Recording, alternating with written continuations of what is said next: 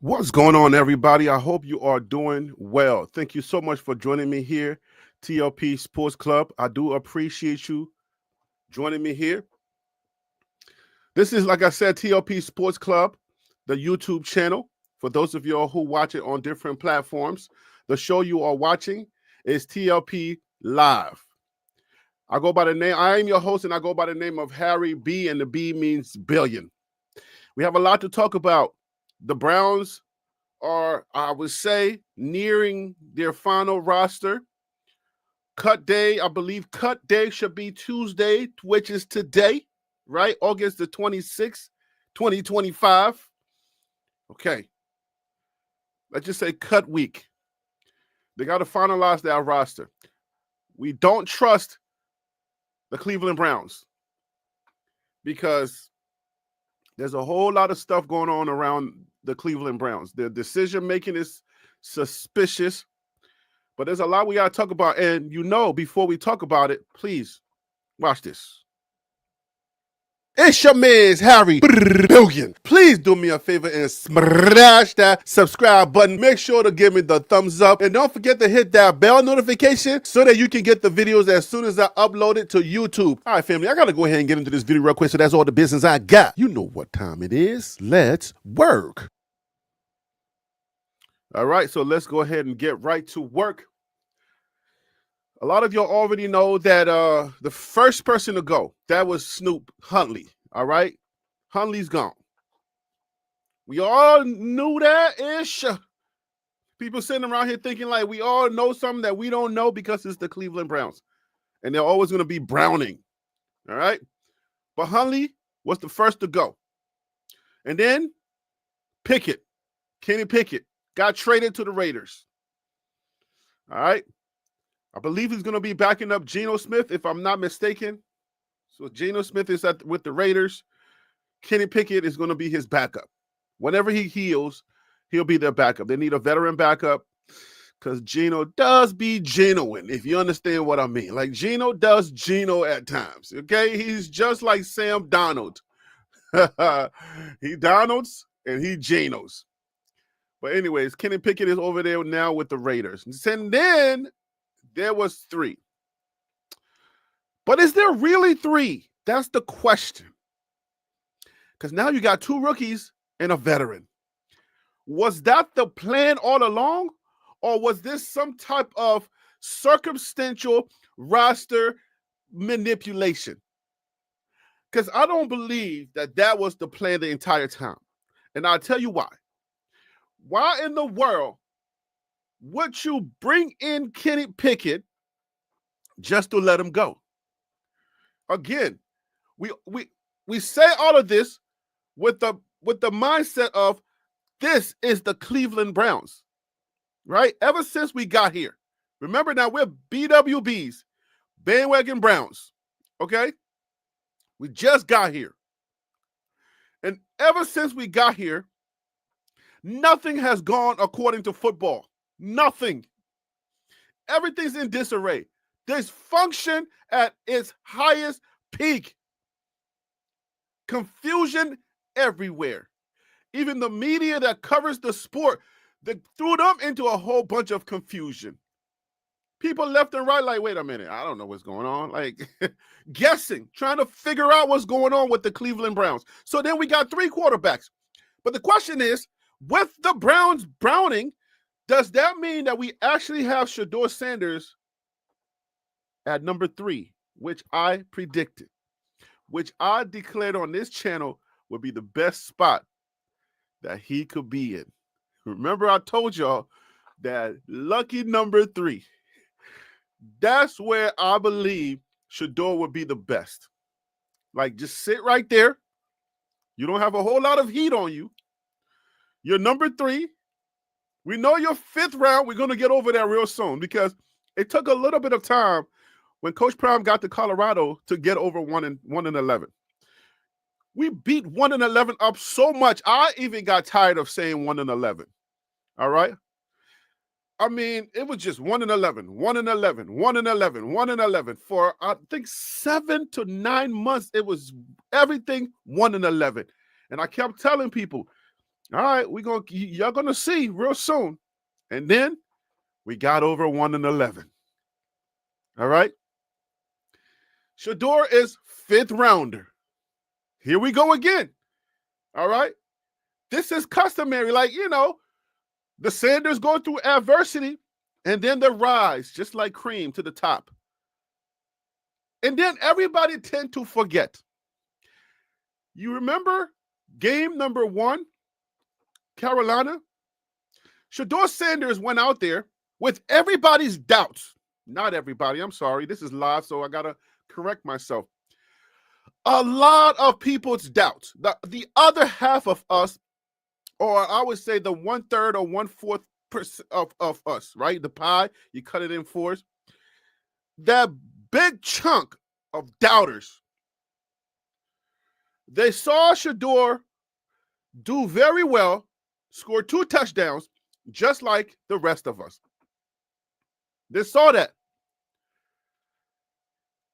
I had a live. I came right here, TLP Sports Club, just like I'm doing right now, right?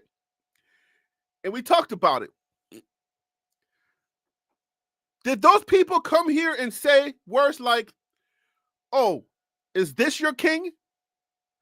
Oh, Dylan Gabriel's better? Oh, ... No, they didn't. Game number 3. Shadur Sanders is put in a tight position. He has an oblique strain, right? He's working out, exercising, doesn't really practice that much. Doesn't take a lot of reps. Well, there weren't a lot of reps to go around anyway. There was like 20,000 quarterbacks in the quarterback's room.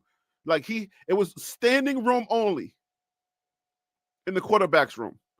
And Shedeur had to knock on the door and present his credentials to let him know, no, I'm Shadur Sanders. That's me. Yeah. He had to show his credentials to get into the quarterback's room. It was that busy and that crowded in that quarterback's room. Game number 3. Shedeur was put in a position where he had to get this as a rookie. Get rid of all of his rookie mistakes. Play darn near perfect to, I don't think he was ever going to leapfrog Dylan Gabriel. I said that in private and I said that publicly. Nothing he was going to do was going to leapfrog Dylan Gabriel. But the opposite happened. He played terribly. We can talk about the nuances, which we have, where the O-line was not protecting him. It seemed like the play call was a little suspect. We're not blaming Stefanski, right? He was against the third. He was playing with the third strings, the 3rd and 4th stringers. The guys right after that game, they were giving their last check and said, I will see you later. So those guys didn't have no coordination, nothing like that. He played terribly. As soon as I came here on this here live to talk about that, KMS, others, they came. Is that your king? You see that? Is that your king? Out of one terrible game, is that your king? Dylan Gabriel had fumbles, interceptions in game number 2. No such thing as, is that what y'all are saying that Shedur's competition is? They didn't say that. KMS et al., ETAL, they never came here and said, oh, Shedeur got this locked down. If that's his competition, they didn't say that. But what I'm trying to let you know is that we're counting mistakes.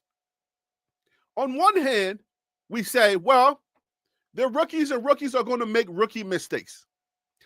But the Deion Sanders crowd, the Louis boys, The head of the Louis boys is Shadur Sanders, and then Shiloh, and then then you got the offsprings, Travis, Jimmy, LaJohntay Wester, and the rest go on. They are proven guilty. They have to be proven they're guilty until they're proven innocent. We're counting all of their mistakes. When we come on here and we say, hey, do you see that other person's mistakes? The first thing to tell us is, well, duh, they're a rookie. And it's just preseason. It's just a preseason game. When Deion Sanders' crowd, his people, when they do well, it's only a preseason game. And duh, they're playing against nobodies. On the flip side, when they do poorly, then is that your king? The KMSs? KMS, I hope you come to the front of the line today. I'm calling your name. I'm calling you all the way out. Because I got receipts and I'm pulling it right. This is what you got to do. You got to call certain people out.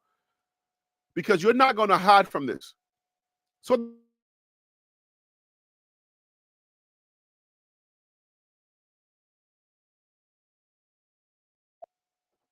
they're poorly. Well, they're not that quiet. They moved the goalpost. It's only a preseason game. They were playing against the second stringers because in preseason, you don't really get the first stringers, right? Even though Shedeur did play against the first string defense from Carolina. But, we got to go to the next thing that we can use. It's only a preseason game. Ain't nobody playing that hard. People trying to, avoid injuries. I understand it. And that's all I try to do here is have that true conversation. Coach Mike Lowry, what up, my guy? It's been a minute. I'm sorry. Let me get my monologue. I'll address y'all in a second. I just want to set this up in the beginning of the show so that people can see the type of stuff that we deal with. And you have to understand it. We want to have an honest conversation. But y'all are full of crap, and I don't want to say the S word. Insert the S word for me. I'm a man of God. Yes, I do cuss, But in public, I only cuss in my private time. With myself, I don't cuss in front of anybody else, just in front of myself. I know it's weird, but I let my frustration out because I think what I learned about cussing in the Bible is that it's about edification of the person that's listening. So I don't have to edify myself or whatever. I can just let it out. But anyways, insert the S word for me.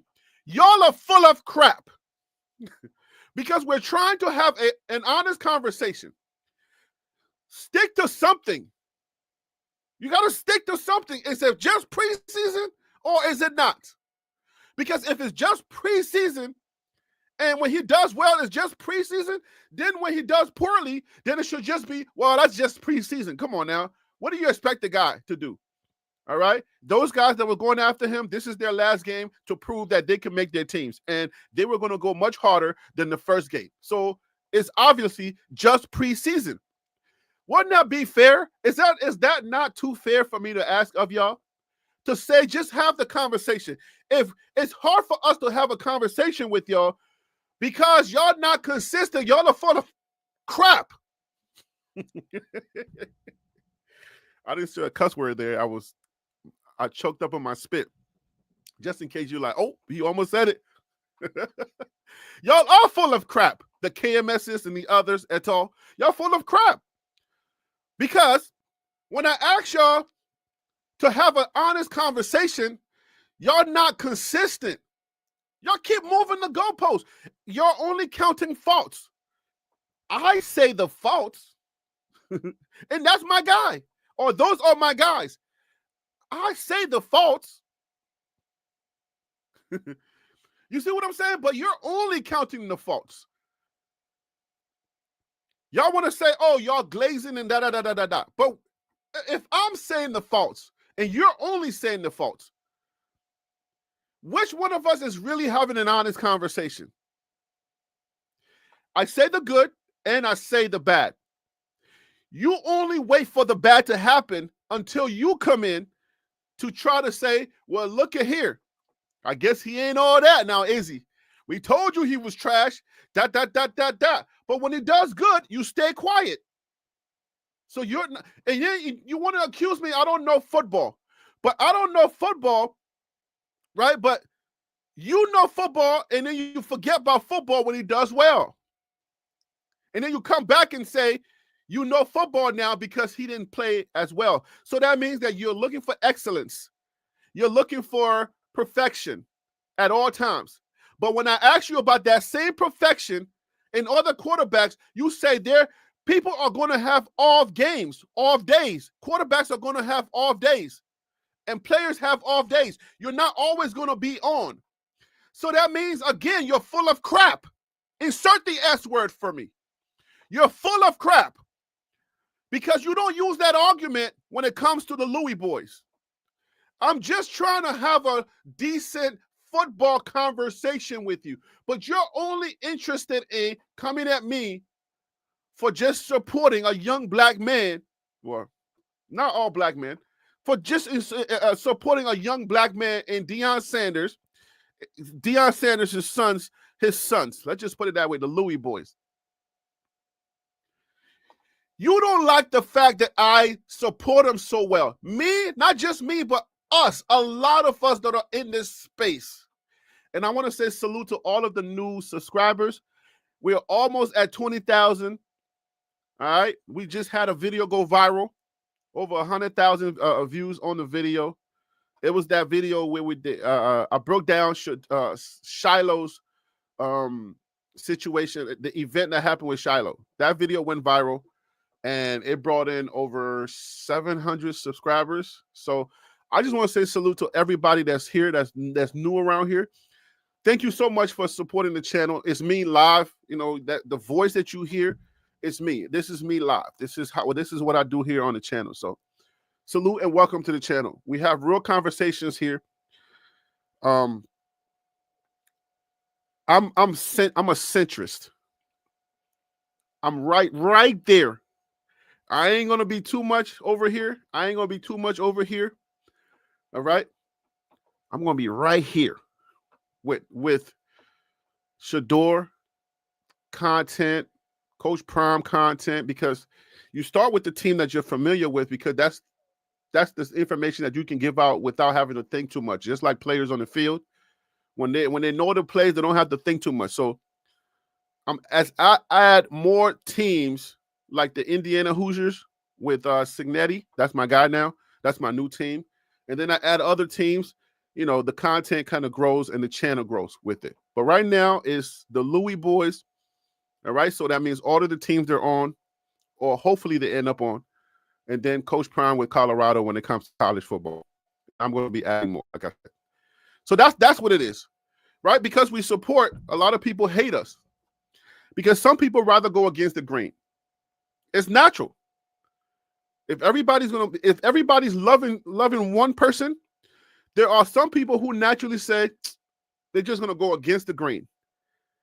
They may not find or have anything to really dislike about the person or the player or whoever, but it's just that the fact that there's so many people just finding so much positivity. They go against the grain to try to find a little nit-nat, paddywhack, give a dog a bone type of stuff that they, you know what I'm saying, that they need to arm themselves with to be against the people that are loving on the persons. Right? So then we have this tug of war, this spat, which is really good. It's healthy. It's part of life. All right? Because when you are doing well, there are going to be people who don't know you, and naturally, they're just going to just hate you. And if you ask them, right, if you were to ever approach those people and just ask them, hey, why do you, I mean, just like Shedeur when he had that conversation with Grossi, hey, why are you always saying negative stuff about me? I don't even know you, bro. Like, what do you hate me for? I know you like Buffed and Prime, but why do you hate TLP? Like, what did I say something to you? Do I know you?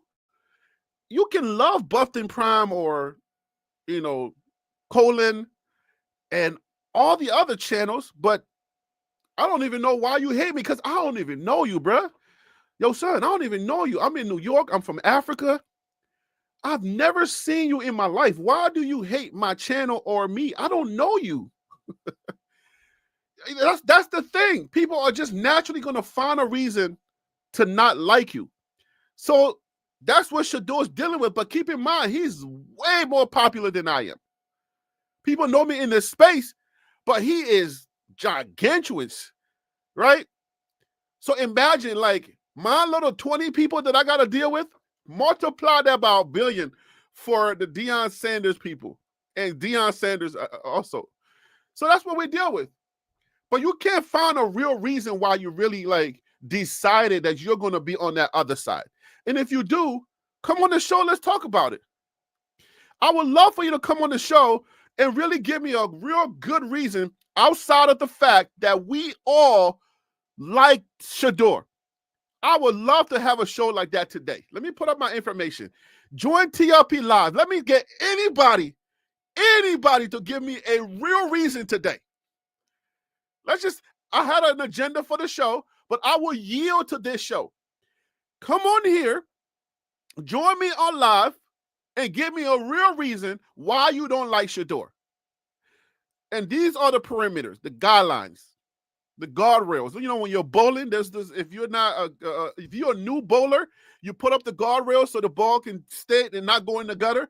Here are the guidelines. It has to be a real reason. It cannot be because we like him. A real reason, like why you hate him. Because I would be listening for certain cues to say, to understand why you don't like him. Like maybe one of your children went to Jackson State or Trinity. Whatever reason, outside of the fact that the crowd, the people that are loving on him, right? Outside of the fact that we love on him, please come on here. This will be so fun. And I'm going to predict that I'm going to get nobody to come on here. If you are the hardest hitting Shedeur hater, come on here today. Let's talk about it. The only thing I ask for is just respect the platform. I'm a man of God. I don't cuss, right? And I don't get personal. Yeah, I know that I have a dad bod. I'm dark skinned. Like, stay away from me, right? Just talk football. Like, don't get personal with me. Like, because you have problems in your life, you got to come at me for no reason. I don't know you, and you don't have to do that thing that, kind of like highlights your shortcomings. Long as you don't do that, we can just have a good conversation. Oh, man, I would love that show. Come on here today. Join TLP Live at gmail.com. Join TLP Live at gmail.com. That is the email that you will email me, and I'll send you a link. And don't worry, the email is my email. I don't fish you. I don't send you no spam. I don't do none of that. There have been a lot of people on the show, and they can testify that they probably haven't heard from me since they came on the show. I don't use the email to send you no marketing information, no none of that. I'm not going to do that. If I want to talk to you, I'll come on here and I say, hey, what's up? But if something happens or you reach out to me, yo, Harry B, did you see this? Or you send me a link like, hey, did you check this out? Like, hey, what's going on with you? Then I'll reply and we'll talk. Because it's my email is right on my phone. It's my regular email. It's right on my phone. If you send me something, I'll respond.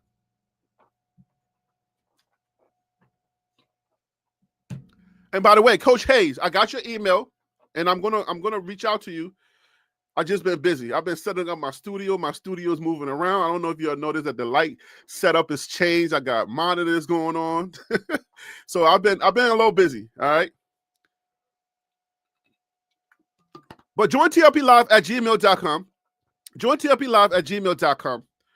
I would love to get some. I want my regular panel guys to come on here. If you want to just talk about what I'm talking, I want you to come on here. But I also want to have somebody who just hates Shedeur, hates Deion Sanders for today. It'll be a nice kind of like a pivot. You feel me? Just give me a really good reason why you hate them. It's a social experiment. Let's see if there's anything there. And I bet you, I'm guaranteeing you there is nothing there. If it's just a sports reason, I want to know. All right, and also I just wanted to say thank you for all of those people that bless my channel and bless me personally. My Cash App is right there. It's $ TLP Sports Club. You know that little S with the squiggly line down going down on it. That $ and then TLP Sports Club. TLP, like Tango Larry Peter. All right, sports with an S and then club, like you're in a club, you're joining a club. All right. So yeah, that's it. My Cash App. It helps me to keep the show free because the show is full-time. I'm running this channel full-time. So either I'm posting a viral video. Yay, we got a viral video. 100,000 views. It was 18 minutes and it got 100,000 views. So yeah, I'm gonna get a little bit of change for that. You hear me? But I'm grateful. I'm grateful. Okay, I'm grateful. But yeah, I'm either posting a video. I'm posting on the post on the what do they call it now? I forget, the community post. All right, I post every single day. All right, or I'm making shorts, or I'm live here. So the channel is a live channel. I do it full time. It's gonna be one of those things I'm doing. All right, so to keep this channel free and to just help me to continue to do what I'm doing, to make sure that you guys get up-to-date information either on the communities page or we come on here, we talk, we go at each other. It's a safe place, all right, because you got a man of God who is very honest, right? I'm very I don't mess with the frail. I don't do that. I let them do them, and I do everything correct over here because my Savior, my Lord and Savior, Jesus Christ, will not allow me to go outside of the boundaries unless I'm just having fun with somebody, okay? So that's why it's a safe space for you to come and talk sports, especially football, all right? So that's what I do here. To keep it free, you can help me with my Cash App right there, okay? $ TLP Sports Club. Thank you so much. But let's go. If you are coming on the show, let's go. What was that? Oh, okay. YouTube is sending me a notification that I'm live. I'm like, wait, how I get a TLP's live? Oh, okay, that's me. I forgot. YouTube knows me. So they're like, yo, Harry B, you know, these are your numbers. You hot people checking for you. That's what's up. So I'm grateful. Thank you so much, guys. All the new guys. I got to take this off the screen because we got to talk. We got to talk more. All right? We got to talk more. We got to talk about why we have 3 quarterbacks and if it's going to stay that way. In my heart of hearts and knowing that Cleveland is Cleveland, I don't believe it's going to stay that way. I have very little confidence in the Cleveland Browns system, and I have my doubts. But anyways, join TLPlive@gmail.com. That is the email that you're going to email. And so you can come on the show so that we can talk about the situation. And today I'm inviting somebody who hates the Sanders bunch to come on here and give me a really good reason why, and let's have a football conversation. You and I can trade, stats, and I can convince you. You can try to convince me, and I can convert you, or you can try to convert me to hate, just like you hate. If you give me a good reason, I'm like, oh, you know what? I hate him too for that. Dang, man. I do hate him now. Let's see who can convert each other. Come on here. Let's go. All right. Let me say hello to my guests. I'm sorry for keeping y'all waiting so long. LaFrance, George, what's up with you? After the game, what up with you? Then there was Deshaun Watson coming back in October. That's a possibility. Selmo Fudd, TLP, the Browns are the team that 12 plays for. That's when y'all get that. Then maybe the glazing will stop.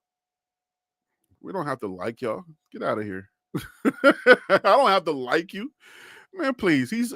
I'm only here because of him. So I don't know why you can't get that, Selmo. You've been around here long enough now. And me and you gonna keep doing this? I don't care about y'all. How many times I gotta say I don't care about the Browns? Because y'all not doing football the way football's supposed to be done. I'm in New York. My Giants, my Jets, even though my Giants been losing for a minute now, all right, since the Peyton brother, We do football, just regular football. All right. We have our racist, undertones, and we may not like black quarterbacks, and then we went out and got two and blah, blah, blah, blah. But I mean, that's just America. You get beyond the racist stuff, and then you just enjoy stuff. All right. While they're looking at you weird at the parks, or you go somewhere that's all white and they're just looking at you, you ain't gonna stop. If you gotta eat, you gotta buy something. You go to the restaurant or you go to the fast food joint and you buy something. It's America. What are you going to do? Oh, I'm black. Please leave me alone. Please leave. No, we just deal with it. The Browns are the Browns, and we're just dealing with y'all. That's it. Okay? That's it. But don't come on here try to make me feel some kind of way. I already told you it's genuine. Listen, Selmo, we're family now. But you're that cousin that I don't like, because you wishy-washy and you suspect. You looking at the other cousins a little too hard, okay? All the other girls in the family, you looking at them way too hard. And that's family. So you're a weird cousin. I don't like you personally, but we family now. So I got to deal with you. If that's not a good explanation for you, I can't help you with that. No disrespect. You know what I'm saying? Like, I move like we family, but come on now. I don't gotta like you. You're that weird uncle. All right? Come on, Selmo, man. We gotta be in this space together. But there's Browns fans that already know. Like G. Bush and there's another guy that I like. You know what I'm saying? There's those guys that they get it. They're like, look, man, we the Browns, man. We've been around here. We want to assimilate. But if you're going to treat us some kind of way and you know that you're dysfunctional, I ain't going to let up, bro. I ain't going to let up. I just met this family, and I'm telling you, y'all family dysfunctional. I'm like, nah. You ain't supposed to be looking at our cousins like that. Those are our cousins. Stop playing with me, son. Y'all crazy and y'all dysfunctional, and y'all don't know how to do football. It's just point blank, period. The Cleveland Browns don't know how to do football. How in the world you've had 3 or 4 of the top quarterbacks in the league, and they're no longer with you? What we talking about here? Y'all don't know how to do football, but we just happen to be here. It's like we're driving. We don't want to stop in Alabama, some little corner Alabama, like a what do they call those things, like nighttime or daylight or whatever. Our tire blew out. We didn't want to stop, but we had to stop. We here now. And I know that y'all white people, y'all don't want us to be anywhere. Like when nighttime comes, we got to be inside. But I'm from New York. I'm out here. Come get me. I'm live, baby. I'm live. Come get me. I'm not even African American. I'm all the way African. My blood bleeds Liberia. But I claim the entire Africa, just like I do all of New York sports. All right? The Rangers, the Islanders, I claim everything New York. Me, I'm Liberian, but I claim everything Africa. So come get me. I already told y'all what it is. We're not playing with this. I'm here, come get me, son. It is what it is. You're that weird cousin. I don't like you. Point blank period, but we in family now. Deal with it. Harry B, stop blaming the O-line. Shedeur keeps bailing out of the pocket. We can deal with that. I'm telling you, I list the bad and I list the good. But I'm not here to destroy nobody. Even though Dylan is like 4'7", 4'9" on a good day. It's Unspoken Sports Podcast. What up with you, man? I'm going to say hello to my people before I continue the show. It's equal blaming after the game. Okay, he's talking about after the game. It was never competition. Yes, it wasn't. Mike Lowry, you coming up today, man? Look, I'm checking my email, Mike Lowry. You ain't sent me no email yet. All right. Oh, good. I got a Shedeur hater. Let's go. Let's go. Woo! Yes. Hold on, Peter. I'm about to send you the email right now, homie. Yes. Woo! Yo, give me a good reason. All right, that's good. Like, hold up. I got a Shedeur hater coming on. Let's go. Okay. Let me send this email. Yo, I love it. Let's go, son. Let's go. All right, here we go. And Coach Mike, I see your joint. We coming on. I'm bringing y'all on right now. Give me a second. I love it. Yo, hey, Peter, give me a good reason, man. You've been around here for a minute. Let's have a good conversation. This should be fun. This should be really fun. Don't chicken out, man. When I send you this link, do not chicken out. I need you to come on here, Peter. Let's have a good conversation. This is why my show is different.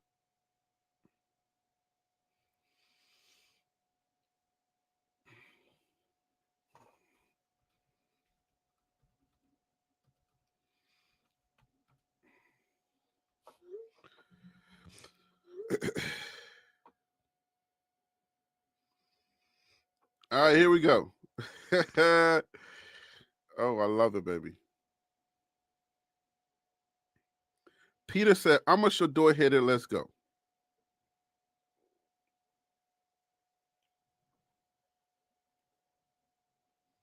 Coach Mike Lowry, it's been a minute. I know you got you had a new job and you can't really do the shows like you used to in the beginning, but I'm glad that you have a day off and you can come on the show today. What's up? All right. So we're dealing with the Cleveland fans that feel some kind of way. There are other Cleveland fans that know they're dysfunctional, but they're like, yo, Harry B, man, look, it is what it is, man. We here, man. Let's just get along. I'm with it.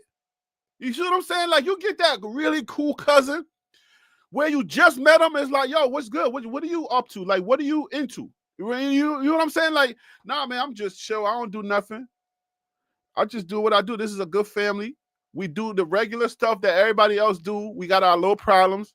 You know what I'm saying? Mom and dad may argue here and there, but, you know, it is what it is. And I understand if you don't like us because we new and we are a little weird. You know, that cool cousin. They don't really care either way. They're like, look, I understand if you don't like us because we do have our weird ways.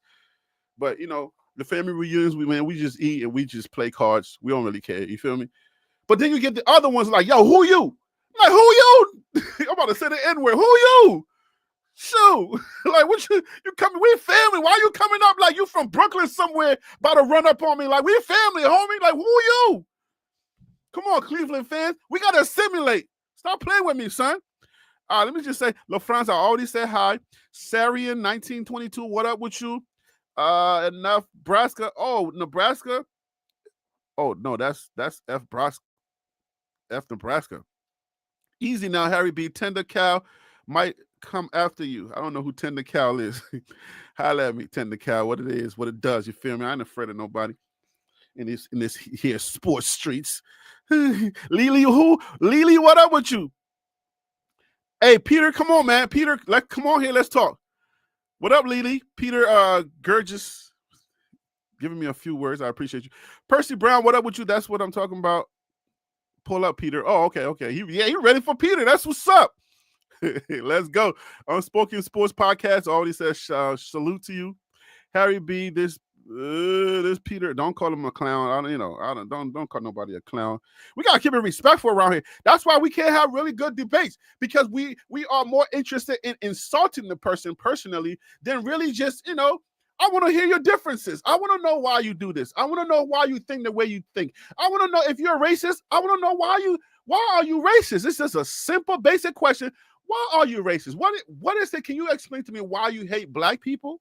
Like, what exactly? When was the moment outside of your parents or your crowd or the people that you were blessed into, outside of those people poisoning your mind, what exactly caused you to not like black people or colored people? What is the thing? If you can articulate that, then I understand, because yes, you may have a real legit reason. And I'll be like, oh, dang, you got robbed, bro? Word? Was that a black person? Was it like a Fresh Prince, or like like his cousin? A real black person? Did you cause him the wrong? Stuff like that. I just like to have conversations. I don't insult people because we have our differences. And if you can't find a real reason, then I say, you know what? You see, you don't have a reason. So let's be friends. Yeah, that's how you change. That's how you solve problems in the world.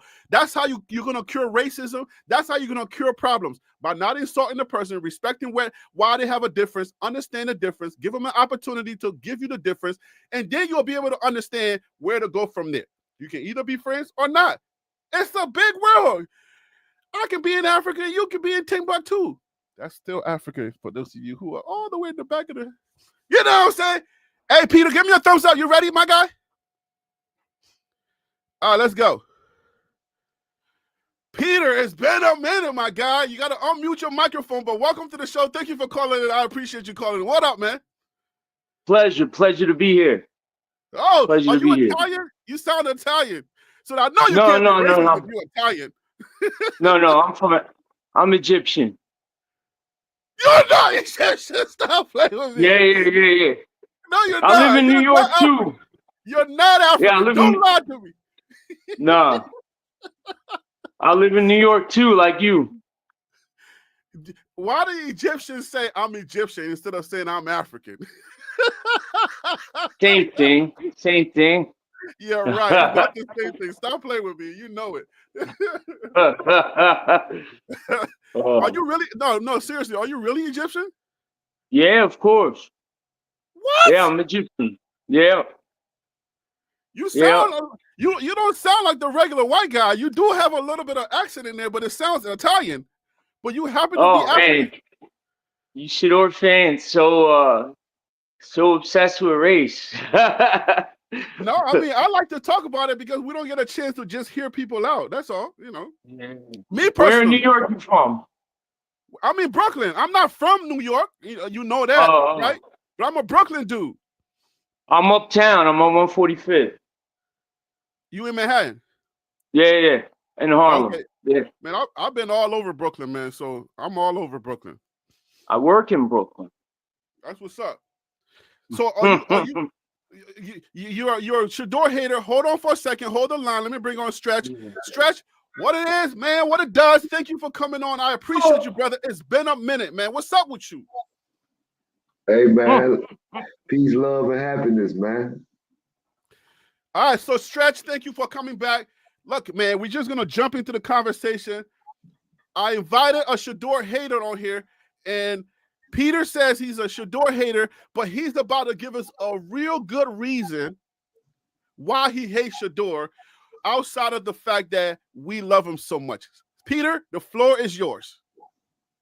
All right, so, he was drafted in the 5th round. Dylan's drafted in the 3rd round. So Stefanski said he was going to give a competition, but it doesn't mean that he's going to put Shedeur and it's going to be like this fair competition. It's going to be a competition. Like he has a chance to win the job, but he came in and he had a bad attitude. He has fans. His fans are like propping him up. But the reality is he didn't take to the playbook. Fans. I told you that was one of the guidelines. You cannot mention the fans. Just the Shedeur. Fans cannot be one of the reasons. That's actually fair because he doesn't have control over his fans. Okay. So he came in and he didn't take the playbook. He didn't learn the playbook. Even Tom Brady told him, like, study yourself, study the playbook, get into the plays. Don't worry about the other stuff like cars. And he didn't take that advice. So what happened is when he was in the game, the first game, he put up good stats, but then everybody's saying like he's supposed to play with the second team and the first team. You can't play with the second and first team. You're not a first stringer. You're not a second string. You got to earn it. And he has not earned the first or second string reps, So he had a good first game, but the second game they put pressure on him. They blitzed him. And rather than throw the ball away, he took the sacks. And when he went back in the pocket, he got sacked because he runs back. He doesn't set his feet. He doesn't go in the pocket. He doesn't let the linemen block for him because the linemen are expecting him to be in a certain position. You never see a quarterback run back from the line of scrimmage like that. And that's the problem is the linemen are expecting him to be in a certain position. and he just runs back like that, and they can't block for him. So he's making his linemen look worse than they actually are. And consequently, the media is blaming the lineman. And the reality is it's Shedur's fault. He has to make his lineman better. He's not making his reads. He's not reading the play. And he's just dropping back and trying to make the big play. These bad habits came from when he was playing with his father, Deion Sanders. He never had to compete for the job. And Deion had him throw the ball. Instead of throwing the ball away, he was protecting his completion percentage, and he was not throwing the ball away. Now, those same habits are still in play. When he got in that game, last time he played, he wasn't throwing the ball away. He wasn't making his read. He could have checked down to his receivers. They say, oh, his line wasn't blocking for him, but the reality was you're supposed to check down or throw the ball out of bounds, throw the ball away. He did neither of that stuff. So he has a lot to learn. And he's lucky that he's on the team because he could have got cut.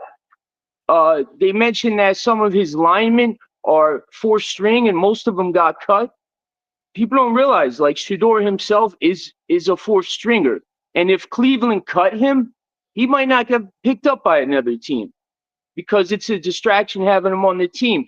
If your first string quarterback has a bad quarter, the media is going to say, when are you putting Shedeur in? And that's why a lot of teams most of them probably won't pick him up because if he's a backup quarterback, no team wants to deal with that. They don't want to deal with the Shedeur questions from the media. Like, when are you putting him in? When are you putting him in? So when Stefanski pulled him out, you saw his bad attitude come into play. He shook his head.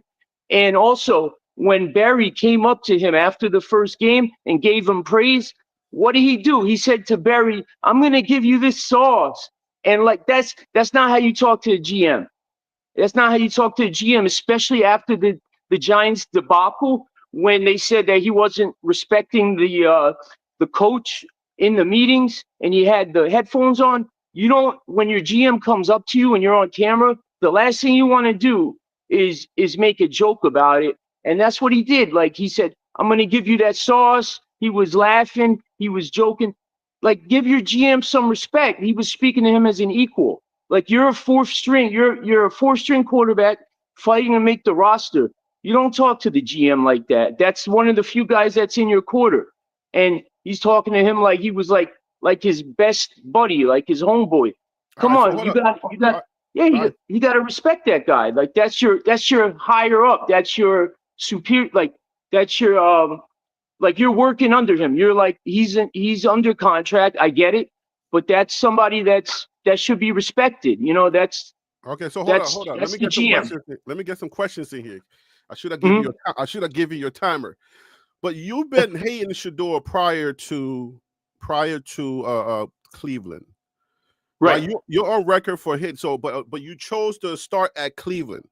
Do you want to take it back a little further? Because, are you saying that the same reasons why you hate him now is the same reasons why you hated him before? Well, you've seen a lot of the problems. So, okay, so you're saying you hate him because of his bad football reasons? That's what I'm hearing. Well, I didn't like the way Deion came into the first press conference and he named Shedeur the starter. So let's take it all the way back and then kind of like come forward. So we know what the forward stuff is. You can elaborate on that a little bit later. And Coach Mike, I'll bring you in here a second. Peter Investor, what up with you? Viral Authority, what up with you? Charlie X, RLC, what's going on? LaFrance George, all you guys that's in the chat, salute to you. All right, so Peter, let me give you an opportunity to let's bring it all the way back to prime, and then we'll come forward again. Yeah, so Deion came into that initial press conference. He named Shadur Sanders the starter. He danced on a lot of those kids' graves, and he got rid of them. A lot of the kids that were at Colorado never gave them a fair chance. Do you guys recall? Never gave them a fair chance. It's so ironic. Everybody wants a fair chance for Shedeur now. But Deion came, scorched earth, and he just like ran the kids out. But he named Shedeur the starter. Shedeur has never had to compete from peewees to high school. Dion has always been his coach. He's always named him the starter. So he never had to compete. The other quarterbacks never had a fair chance either to compete with him. When Dion was the coach, let's say you were in that high school and Dion's at that high school, you never had a fair chance. If you wanted to be the quarterback, what are you going to do? Like Shedeur came and he was named the starter. They were never going to have a fair competition at any point for. So Shedeur came in, he was doing the watch thing, which a lot of teams hated. He spoke to Matt Rule. He said it's personal. Then they did that to the Colorado State coach. He never had the respect for a lot of these coaches. He taunted the other players on the field, and a lot of his teammates didn't like him either. So he threw the offensive line under the bus, and then he did it again. So now he's falling in the same traps. You know, you're seeing that behavior. Let's take it a little bit at a time. One at a time. Coach Mike Lowry, do you have any questions or do you have anything to add? Any questions? You're not coming on here, Stretch, as a hater, right? Are you neutral or what are you coming in here for as right now? No, I'm just in the line between, man. I just try to bring sense to the reality. Okay. That's all. You know, I'm just a guy that wants everyone to give the same energy Shadur Sanders gets as Deshaun Watson needs to get. You know, because you got to remember there are still 4 quarterbacks on the roster, and one of the quarterbacks has guaranteed money. And when you think about it, he's been a year removed, so he's still coming back. And before his scandal happened and before his injury happened, he was one of the best quarterbacks in the National Football League. So we just got to remember that, and for Deshaun Watson to have 2 good quarterbacks, because you got to remember, Dylan Gabriel has one of the top passing ratings as well as touchdown stats in collegiate football, and he has the whole Hawaii on his back. So Dylan Gabriel ain't no slouch, and then as well as Deshaun Watson ain't no slouch, as well as Shadur Sanders ain't no slouch. All right, so hold the line. Hold that. We'll bring you in a second. So Peter, let me ask you a question. Let's go back. You're okay. So you're the reason why you're hating, or you say you are a Shedeur hater. It sounds like you're saying, okay, Deion Sanders comes in and he does that. So let me ask you a question. If Deion Sanders comes in and he does the regular football stuff, are you a supporter of him if he doesn't do what you just said? Yeah, actually, I was a fan of Deion Sanders. I loved watching him play the 2 sports. Growing up, watching him play baseball and football. You know, I was a good fan of him. But when I seen how he treated those players, it was very disappointing. Okay, so that's where your Sanders / Shedeur and Louis boys hate. That is the origin of it. You're saying? Yeah, like having like the son. And then having the Sons and the Golden Boys, and it just struck me as nepotism, and it wasn't cool. It was infuriating to see that. I can't cheer for that. Okay, so now it has spawned to Shedeur, and we're now like you're in the chat and you hate Shedeur, but then you're telling me, okay, since the first part that you said, you was like, okay, well, I don't like him because he dances around in the pocket. Everybody's making excuses for him. They're blaming the O-line. He just got to get his mechanics right. Now, but then when we talk about everybody else, then you say people like you and you say they're a rookie. So why does he not get the same grace that you give the other people when you say, well, they're rookies? Well, Shedeur, yeah, he deserves the grace, but it's the fans and the media that are pushing him as a starting quarterback. You cannot use the fans in this conversation. Okay, so that is the guideline. Right, you cannot use the fans in this. I want your hate to be identified individually. Like, tell me, it cannot be about the fans. Leave us Okay. out of it for a second and tell me where your true hate is coming from. Because So if it's football, then you're Yeah, not. It doesn't sound like you're giving him that grace that you would give Dylan Gabriel if he messed up. no, they both have the same. They both have the same. They're both rookies. They both had to work hard to be on the team. And the thing was, okay, it was the media that was lauding the first after the first game.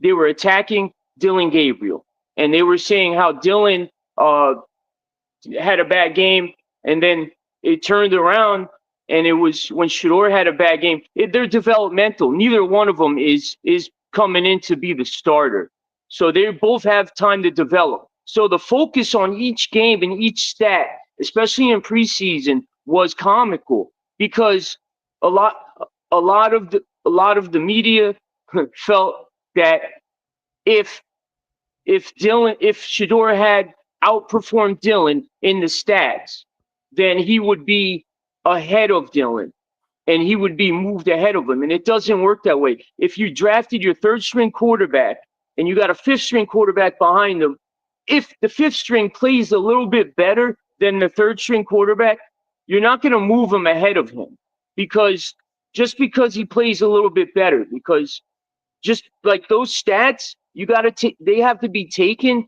in the totality of it. Like you can't look, well, he had a couple more completions here. He did a little bit better on paper. So Peter, hold up, Peter.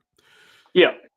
The reasons you're giving me as a Shedeur hater, because I'm just calling you a Shedeur hater because that's the premise of the show, right? Okay. All right? I don't want to disrespect you or nothing. So, but if you're coming on saying I'm a Shedeur hater and I want to talk to you and I want to tell you why I'm a Shedeur hater, but then I just asked you about football and you're giving me football reasons, but it sounds like you're still talking about the fans. You're not giving me no legit reason. It sounds like all of the reasons you're giving me sounds like we're our expectations, because you're saying, oh, we're expecting him to start. We're expecting him to leapfrog the third rounder. So this sounds like us. That comes from us, not Shedeur. Shedeur just wanted a fair chance. But I want you to give me a real reason, because it sounds like you don't have a real reason. Oh, I have plenty of reasons. So again, Shedeur is giving me is the same grace that you said he has. So if he has that grace, if he has that grace, then you came on here. You came on the live. Well, you come on most of the lives. You came on the live after the game. He did well, and you said some negative stuff. When Dylan Gabriel did poorly, you didn't have anything negative to say. So it's like it's not adding up, is what I'm saying. Oh, it should add up. See, Shedeur came in with the legendary. He's saying legendary. He's saying he's legendary. You can't come into the preseason and be a fourth string if you're legendary. Daddy's not there. That's your first really good reason. That's your first. I'll give you that one, but go ahead, elaborate. Daddy's not there to save you anymore. He's not the coach. Deion tried to join the NFL to be a coach, but they weren't. He actually would have left Colorado. But anyway, so Shedeur came in. He wants to be legendary. He wants to be larger than life. And even at the first preseason, Shedeur is the one that created this hype. He's the one that created all the cameras and the glitz and everything. And when he went to the draft, if you said Shedeur created this hype, then that's the fans again. You're talking about the hype. No, because Shedeur went to the draft. The hype. The hype goes back to the fans. Okay, fair enough. So stay away from anything that deals with outside of football reasons. Like if it's the hype, that's us. Yeah, we're the hype. You cannot use any of those. That's the guidelines. Give me your real reason for hating, son. So Shedeur went to the draft. He went to the draft. Hold on 1 second. Let me just let people know who are new, who are coming in new. I'm just doing this segment out of respect for everybody. I just want to let y'all know. Peter he says he's an Egyptian, so that means he's also an African, just like me. I'm from Liberia. He's from Egypt. He's a New Yorker. He's a New Yorker. I'm a New Yorker. So we're both we are kindreds. You feel me? We're brothers. Both Africans. We're both New Yorkers. So it's weird. but he's trying his best. I ask people to come on here who are straight up Shedeur haters. We always getting negative comments about Shedeur. I just asked him to come on here to give me a real good reason, and that's why Peter is giving his best.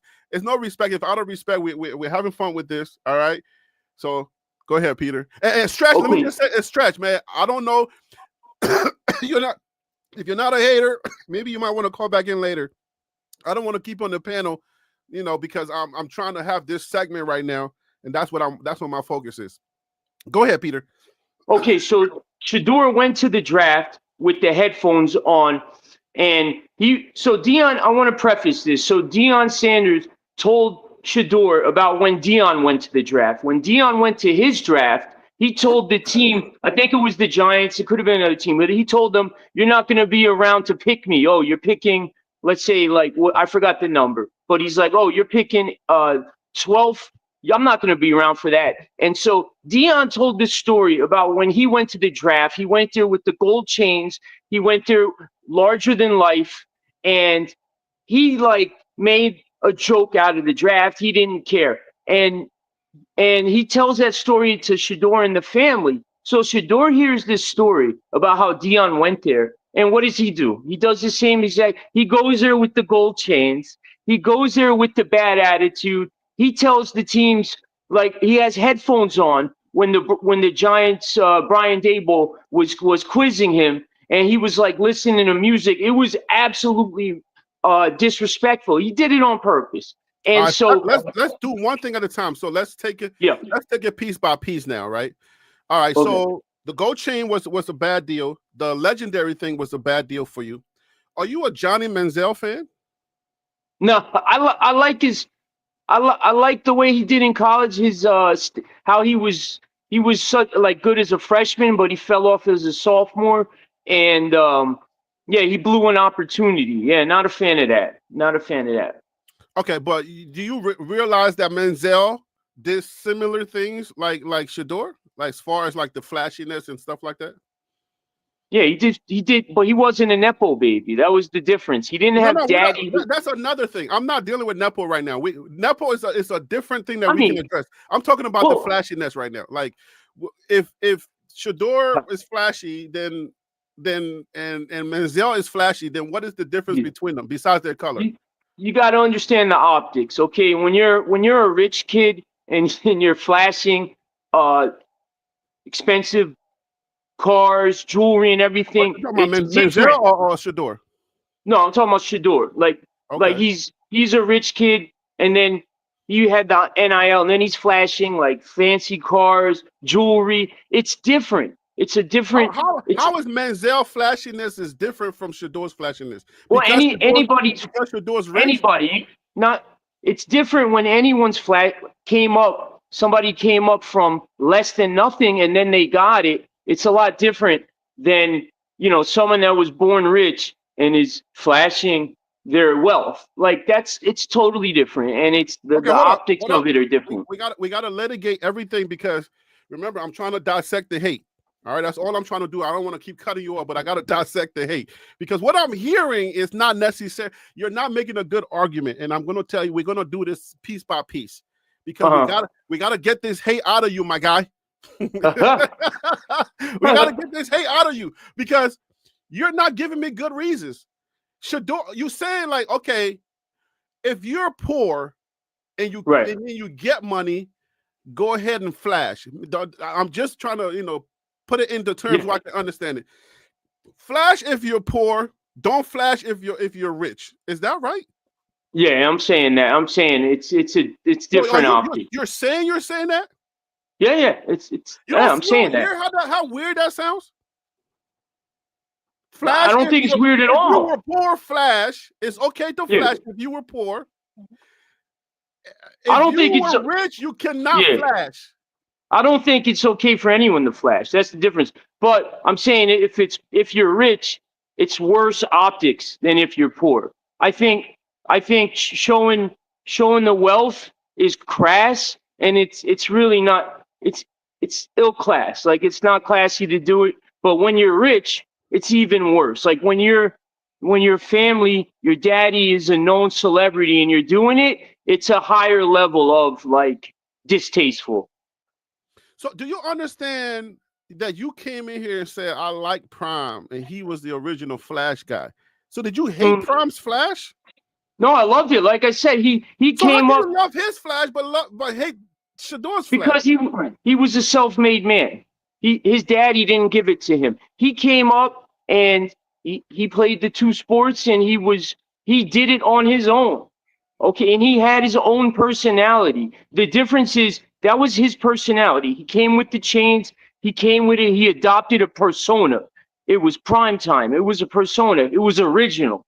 Shedeur comes and he just copies his dad. Like it's not original and it's not cool. Like when Dion did it, it was cool. Like it was like you got to understand the difference in the optics and how Dion pulled himself up. And he didn't have mommy Really, and daddy. you're saying you don't like frauds? That's You don't like what I'm saying. Yeah, I don't like the copycat aspect of it. I don't, and that's why I like Shiloh's personality. Like he's a cool dude. I like Shiloh. He's his own man. But Shedeur, he's a whole nother case, man. Like his persona, it seems fake, and it's not really him. Like he's not that flashy guy because when he talks to the media, he's not that brash guy. Like he's different. He's reserved. He seems like a shy person, and like I think he's trying to create a persona for the cameras, and it just looks fake. Okay, fine. So let's move this along just a little bit because answer this question. You do understand sports is entertainment, right? Yeah, it's entertainment. You do understand that without the personalities in their different ways, you do understand without them, like we wouldn't, like this thing would be so boring because people would just be throwing balls like, that guy in the gym, I pick things up and I put things down. It's like without the personalities, you wouldn't have the enjoyment of the sport. Like without commentary, without the fanfare and everybody going crazy, coming at each other, you realize that without that stuff, sports would be a little hard to watch, right? Yeah. Of course, no, we need personalities in sports, but I think at that point, I think Shedeur, he could have waited a little bit. Like you got to understand, you're fighting for a roster spot. Like you are competing, and you don't want to be a distraction. You don't want to be the guy that all the questions are asked of Stefanski in the press conference, and of a four-string quarterback. And it's just not, it doesn't look right. Like as a backup quarterback, as a second string, you're not supposed to be heard. You're not supposed to be the guy that's the cameras are pointed to. Anytime you bring attention to yourself as a backup quarterback, you could be on the way out. Back to the guy, you're outside of the guidelines again. You cannot use those elements because that's the fan stuff. Shedeur does not control that part. Yeah. You cannot use things that Shedeur doesn't control, right? Well, he can't read the room. You can't be the one in front of the media. You can't. The reason why he's in front of the media is because of demand. When the fans demand stuff, the way that the media works, right?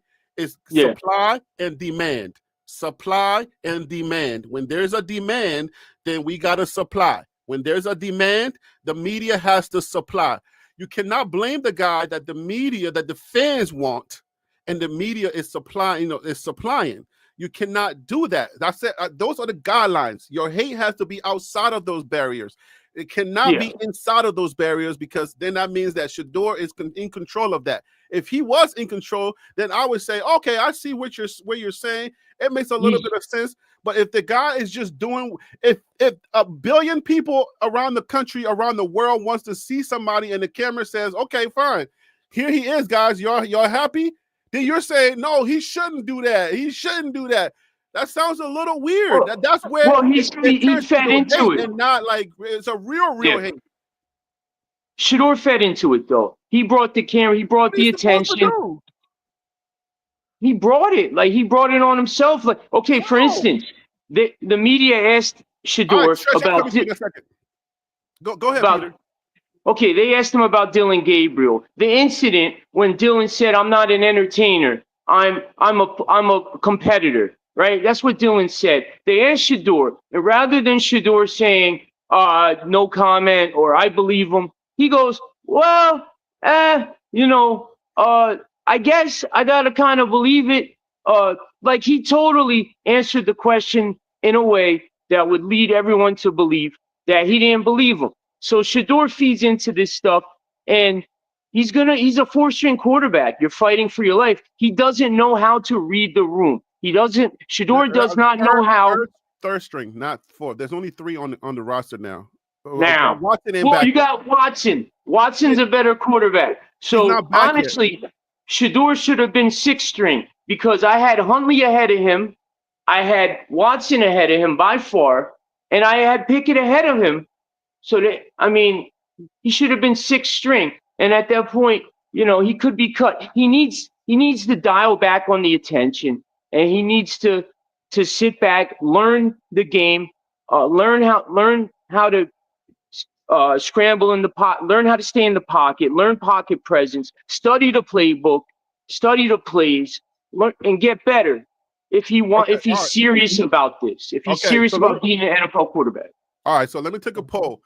Everybody that's in the chat, let me know if Peter is really, if he's really defending his hateration. Is he doing a good job? Let's take a poll. All right. Is he doing a good job defending his hateration, or is he just feeding into the guidelines? It seems like most of the stuff that he's bringing up, because he can't stay away from the guardrails. The guardrails are hurting his what's his name.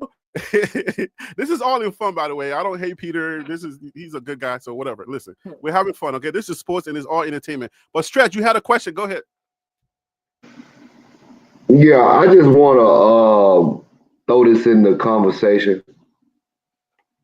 We got to remember that when Coach Prime, aka Neon Dion Prime Time, came onto the scene, we was going through a transition in America. And with that being said, you guys touched that topic a couple of days ago. And it's just like Rocky Balboa. If you watch the series of Rocky Balboa, he was the Italian Hope, the Great White Hope, the movie, the cast. And when Rocky went through his up and down, it showed triumph. There's always a baseline. There's always a story behind a story. And when Rocky got up to a pivotal point in his life, Rocky lost himself. Rocky went to buying Lamborghinis and showing up in limos. And he lost himself and has lost his hunger so bad that he got his butt whooped. But guess what? Rocky had to go back down to the basics of what got him there. So with Peter talking, there's 2 sides to the coin. Primetime came in, he built up his persona, he built up his platform. He was very outgoing, he was very cerebral. He was the guy that we all can relate to. And he did things that he backed up, just like Rocky. So he is kind of bigger than life. And now I'm gonna keep Rocky on the same point. Rocky had a son, and Rocky's son wanted to have more of a relationship with his dad. So when you have a Shadur Sanders that takes on the personality and the lifestyle of his dad, sometimes you're reaching out for things. Sometimes you show certain personalities and certain traits that you learn, because everything we do is learned behavior. And Peter is right. He knows how to carry himself in the media, but he also knows how to entertain the media. And the fans gravitate to him just like we gravitated to Rocky. And we want Shedeur to be successful because he does come from that mantra of his dad. I can tell you something and I'm going to do it.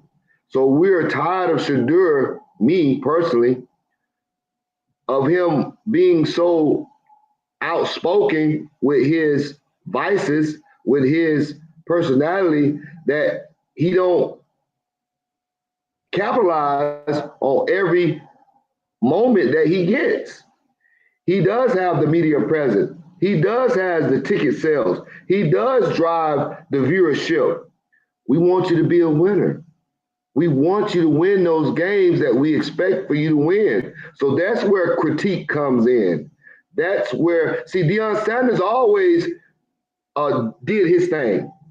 And he never let us down when we watched the television. Even though it's a team game, primetime did what we wanted as fans to see, to continue to watch the game. We watched Shedeur, and when we so hyped on him, he drops the ball. That's all I'm saying. Okay, so hold up. Keep it right there. So All right. what I'm hearing from you and Peter is saying is that, okay, we'll give you enough leash. Sorry to be saying using those terminology, but we'll give you enough leash to hang yourself with, basically. Right? Like you're saying that, oh, if you can back it up, then do all the flashy things you want and we rocking with you. But if you're not gonna be able to do everything, then let's not let the flash be your number one vice. Let your game come up to speed, and then you can be legendary, and then you can be flashy, and then you can rock the headphones and have the bravado like your dad has. So that's what you guys are essentially saying. So he cannot be himself that he's carving out until he shows us better. Is that what you're saying? What I'm saying is there's different strokes for different folks. We got LeBron James. We got a Michael Jordan. You know, these guys are icons. Shadur Sanders is an icon. Mm-hmm. And there's a certain way you carry yourself when you're an icon. And when you don't have enough validation with your statistical stats or your statistical win column, sometimes you got to tone it down a little bit. You know what I mean? If you watch the game when the LA Rams was sacking him, the defenders were putting up the Shedeur. When they sacked him, see, he makes himself a target. And when you make yourself a target, you bring on all the scrutiny that comes with being put out there in the forefront. You know, that's just like a general going to war. When he make a decision to go to war and a lot of casualties happen, he's the one to blame. So you got to take the criticism with the rewards. So all I'm saying is things happen to you over time with the situation with the draft. You came out and you told us your narrative, how you think, what you was trying to do. But then in the LA Rams game, you seem defeated. You allow certain things to take your personality and your comfort zone and then it diminish. See, I coach still. And I hate when my players have confidence and somebody smacks them in the mouth and they get beat up and then they feel defeated. Primetime never felt defeated. And so if this is his son and his son is an icon, we cannot allow you to be defeated. You got to continue to hold your chin up, walk the way you walked when you was up, when you was down. The LeBron James, they've been scrutinizing him for the longest, but he's broke every record. All right, so I get your point, Peter. Your thoughts because of what I said. Your thoughts. So that's what y'all are saying. you're saying that put up or shut up, and don't celebrate before you become great. Don't call yourself great before you're actually great. That's what y'all are saying. Yeah, 13 and 12 in college. You didn't win. You were surrounded by all the wide receivers. So you didn't run the ball. They didn't run the ball so that you could put up those stats, and you got sacked so many times. So you didn't win anything in college. You come to the NFL, you're fourth string, you don't get drafted high, and you're celebrating, you're selling all the jerseys and everything. You haven't won anything. He hasn't won anything. If he had went to a school like Alabama or a school where he could have learned the fundamentals, he might be at that point where he would have competed for a job. He would have had a legit quarterback coach in a legitimate offense, and he would have learned how to get rid of the ball quickly, not drop back and run around and hold on to the ball too long. And he would have learned how to throw 5-step drops, 7-step drops, get rid of the ball, timing routes, and discipline. And he didn't learn any of that playing under his father. And you're seeing the result of that now that he's in the NFL. The flaws are being exposed. His ability in the pocket, the damage that he took, and the celebrating and all that. He might not ever reach his potential if he doesn't get those reps in, and if he doesn't learn how to throw in the pocket and learn how to deal with the pressure and learn how to get rid of the ball, throwing the ball, checking down the ball. Those are not superstar legendary plays, but that's how you win the game. Okay, so hold on, Stretch. So I'm trying to keep the score, right? Because we're trying to dissect the hate, right? Because so what you're telling me, if I'm keeping score, is that you don't necessarily hate him. That's where we are at right now. Because you cannot hate him for those reasons, because that means that you gotta hate Dylan for those reasons.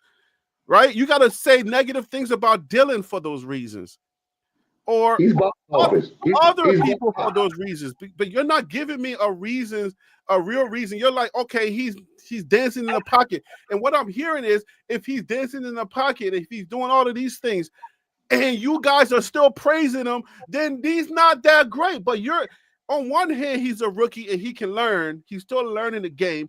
On another hand, he's dancing in the pocket. He's doing this. He has to learn. He has to grow. So you're not giving me a hate reason. Yeah. You're giving me a football reason, which that means that you don't hate him. You just hate us. Well, yeah, the fans are a big part of it. Say you hate us. You don't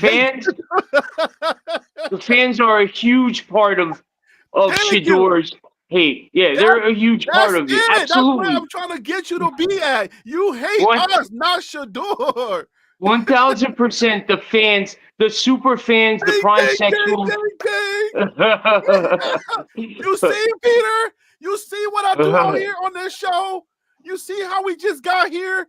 I give you every opportunity to tell me why you really hate Shedeur, and we got back to the fact that it's us you hate, not Shedeur. The super, yeah. The super fans are out of control. Thank you for being honest. That's what this is where I want to get to. This is where it's us. It's us. I always knew it's us, because we hype something, and you guys just like, look, man, I see a young man. He's trying his best to live his best life. He's trying to, come up and he's making a bunch of mistakes, and he's going to grow and all of that stuff. We love his accuracy. We know he can play. He's doing all these. He's just being a young man, right? But y'all are hyping him too much, and that's making me hate him. Bingo. Thank you, man. That's where Bingo. I've been trying to tell you that it's about us, not him, because he has nothing to do with none of this. It's that's good. I'm hyping him. I just want to throw this out there real quick. I was looking Go ahead, and I got to bring Ron Tate on. Go ahead. Yeah, I was looking at something on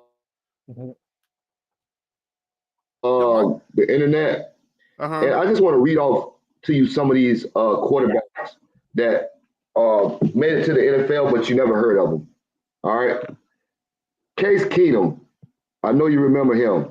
Yep. He's number one all-time passing leader. Dylan Gabriel Hold on, what are you number about two. to prove here? What are you trying to prove here with that? What are you doing right now? I want you to hear some of the different quarterbacks that are on the all-time passing list. That's all. Yeah, but what are you trying to prove with that in this conversation? What exactly are you trying to bring that up for in this conversation? What I'm trying to prove is because Shadur Sanders has the same comparable stats to some of these players. I just want you to hear some of the names. That's all, and just remember where they was and where they at, and how do they navigate through the NFL and how they was pushed out of the NFL. I just want to name a couple of them. So remember, if you remember those guys, some of these guys were glorified backups. Some of these guys became to be prominent NFL superstars. I just want to name a few of them. I'm going to name the top of them so you'll hear. Give me three because I want to bring them out again. All right. So you got Baker Mayfield at 11. You got Colt McCoy at 23. You got Phillip Rivers at 21. You got, I'm going to give you one that's going to really throw you off. And this was one of the best quarterbacks I've ever seen, but he was slow as dirt. You got Patrick Mahomes at 78, and then you got Peyton Manning at 82. Do you hear me? Yeah, but I hear you, but I don't know what point you're trying to prove. What I'm trying to prove is when you are who you are, you're going to make it. No matter if you're legendary, no matter if you're... That's what we're saying. We know Shedeur is going to make it if he's given a fair shot. So let me bring on Ronte. All right, hold the line. Ronte, welcome to the show, brother. Thank you for calling in. We are talking to haters. If you are a real hater or you're a supporter, you want to come on here and give us a defense or give us your real reason. We just got to the bottom line for Peter. We got to the bottom line for Peter. He failed the test. All right, we brought him right back to where I made my points, letting him know. Ronte, welcome to the show, brother. How you doing? Thank you, Harry. Thank you for giving me a time to take my deep breaths because you know me. What I wanted to say that look at, if you truly want to evaluate a player to see if a player is a good player or not, you can't go by the opportunities that he does not have. The pundits in the draft, what they do, they evaluate him coming out of college, and therefore they either to say you're in the first round, second round, third round, or fourth round, or I don't know, Wild Dog is mad at somebody. Wild Dog's in the building? I mean, not Wild Dog. I'm sorry. Anyway. Stretch. They say I'm on crack, man. So I was just I was pantomiming for him. That's all. Stretch, you know, you've been here around here. Don't listen to the chat. Don't take the negatives. Don't just take the negatives. Take everything with it. When Peter was talking, Peter totally ignored, the skill set that Shedeur exhibited when he was at JSU, and then when he went to CU. These same arguments, before he even played, these same arguments were out there. These same comments were trying to justify on why he wasn't going to make it in the Power 5 arena. He gets there and he makes it. He comes up to the draft and he drops. So Peter's talking about he's a fourth or fifth round draft pick. The pundits had him going second round at the very latest. Now, these are the evaluators. The same evaluators that evaluated Dylan Gabriel. Same evaluators. I meant to ask Peter if he believes that, even though the facts are the facts, does he believe that Shedeur is a fifth rounder? talent wise? I think he was an HBCU quarterback who, daddy had to get him on a team. What about his talent, Peter? His Right. talent. Do you We're talking about his believe talent. that Shadur Sanders is a 5th round talent? Not the No, fact, yeah. but talent wise. He's an UDFA. He's an undrafted free agent. I think he was lucky to get the 5th round. Trump Peter- had to beg the Browns to take him in the 5th round. Peter, you know absolutely So nothing. you say his talent? He's a 5th round talent. You believe he is? No, he said undrafted. Oh, okay. So All undrafted. right. Let me get. We got it on the record. Do you know who got drafted after him? Quinn Ewers and Ryan Howard. Ryan Howard is a national champion, and Quinn Ewers was On what a way team? better quarterback than On what Shadur team? Sanders. On what teams? Say the teams. Well, My grandmother Ryan could have Howard played for Ohio and went won. to the Steelers. He went to the Steelers, and No, I'm saying what teams did they play for? You say he was a champion, right? Ryan Howard, was Will he Howard. was on Will Howard, not Ryan Howard. Will Howard, yeah. Well, Ryan Howard. Okay, Will Howard. Yeah, Will Howard was a national champion. On what team? Ohio State. Okay, let's just put that on the record. Okay, what was the other guy? Yeah. Quinn Ewers for Texas. Where did Quinn Ewers play? He went to Texas, but Shedeur didn't want to compete. He wanted to play for his daddy. It's important that we put those teams on the record because I think if Shedur's on those teams, I mean, we know what happens. We're talking about talent. Like, do you know how to evaluate talent outside of the drama? No. The only thing Peter sees is daddy. The only thing he keeps saying is daddy. Daddy didn't play those games. Shedeur played in the games. Shedeur made great plays at the end of games. He kept the team morale up. He made decisions out there to win games. You guys are totally ignoring the fact that he played at the Power 5 level like a 1st round talent draft pick for the NFL. And why? I didn't say that. All the pundits that's been doing it for 30 or 40 years said he was a 1st round talent. All right, Ronte, hold up, Stretch, hold up, Ronte. All right, so Peter, now that we've identified your point of argument, that's where you got to stay. We're the ones you're coming at now, right? You got to include us in your argument because if we go into the talent conversation, you got to be able to tell me who you think Shedur's comp is. Like because what we don't do is we don't really have real conversations. You know what I'm saying? Because we don't. Nobody wants to talk to people like Peter. They just call them names and they just let them, or Stretch. They just call them names and they don't give them an opportunity to just have a conversation. If we were having, I'm going to bring on DC in a second. If we were having a real football conversation without all of the daddy ball, tell me who do you think Shedur's comps are? Who is his comp? Or you can give me a couple of comps. Let me bring on DC before you do that. DC, welcome to the show, brother. Thank you for calling in. How you doing today, brother?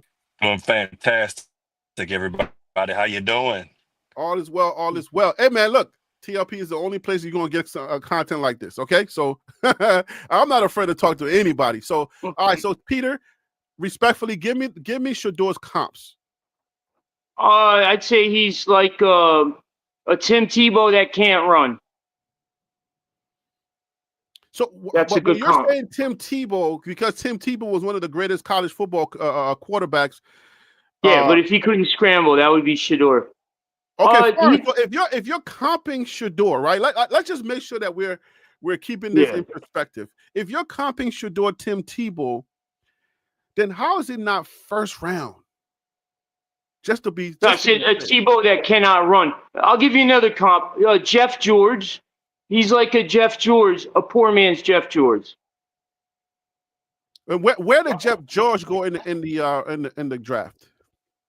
He went pretty high. I think he was in one of the first picks.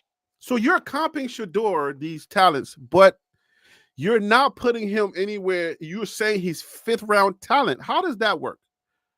He's probably worse than that because he can't But read the you see how this is not defense. making sense? You're comping No. him those first rounders, but you're saying his talent is. No, I said he's a fifth poor round. man's Jeff George, meaning But it's still he a had comp. the same. Do you understand what a comp is? Yeah, comparable. So he's a poor man's Jeff George. He has the same style as Jeff George. Like he wants to throw the deep ball and he doesn't shoot for what the defense gives him. And that's why he's not successful. So that's why he always goes for the deep ball. He always goes for the big play. And it wasn't there.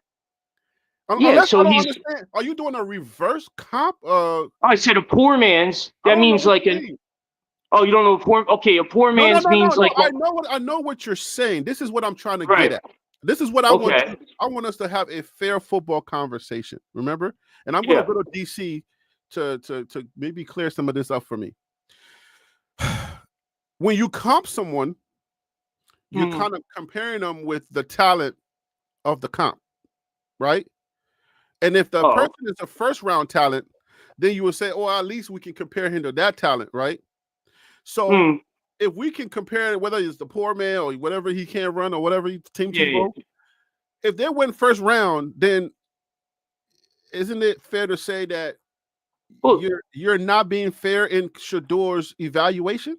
That's not fair to say. No, because he was like a Jamarcus Russell. He was like a guy that had a big, like he could throw down the field, but he doesn't look for the lower what the defense gives you. Like he doesn't look for the check down. He doesn't have the skills developed. He doesn't have many comps in the NFL, so I don't know who to compare him to. Like he's just undeveloped right now.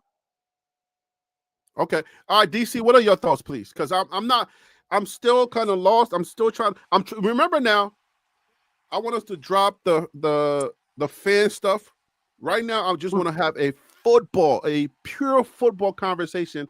And the question that I'm asking right now is, if we're comping Shedeur, those quarterbacks, then how is it that Peter is saying he's not a first rounder? DC, can you try to help me out here? Yeah, I've been thinking about this for a minute, and what I see is, because we're just strictly talking about football, I think that Shedeur has elite first round accuracy, but fifth round habits. That would then and you know what I mean by that is that not climbing up in the pocket, getting off schedule, trying to go for the big play when it's clear the play is over, throw it out of bounds. Those are fifth round habits. Can he improve on those? Absolutely. I think that he has a lot of upside, and y'all heard me sit back and say he's got a brand, he's got stuff that will make him a franchise. But if could make him a franchise QB and continue to work in the league, but you can't do some of the things that he did. And we could talk about the line and stuff, but you just can't have some of those habits. Doesn't matter how accurate you are. If you are some plays, you make it, but then you're doing stuff where instead of it being 3 and 5, now it's 3 and 35 because you kept backing up. So then it makes sense. I just want to throw my comp that I was thinking about, and I'm gonna shut up. Okay. He is he's a 2025 Andre Ware. 2025 where did Andre Ware go in the draft? He went high. First round. So what are we doing here? I mean, am I not having the right football conversation? How are you coming? He failed in the NFL. He failed in the NFL. Shedeur is just getting started, so we can't talk about the person's end of career yet, right? We're talking about their comp. So if we're talking their comp and you're comping them that, right?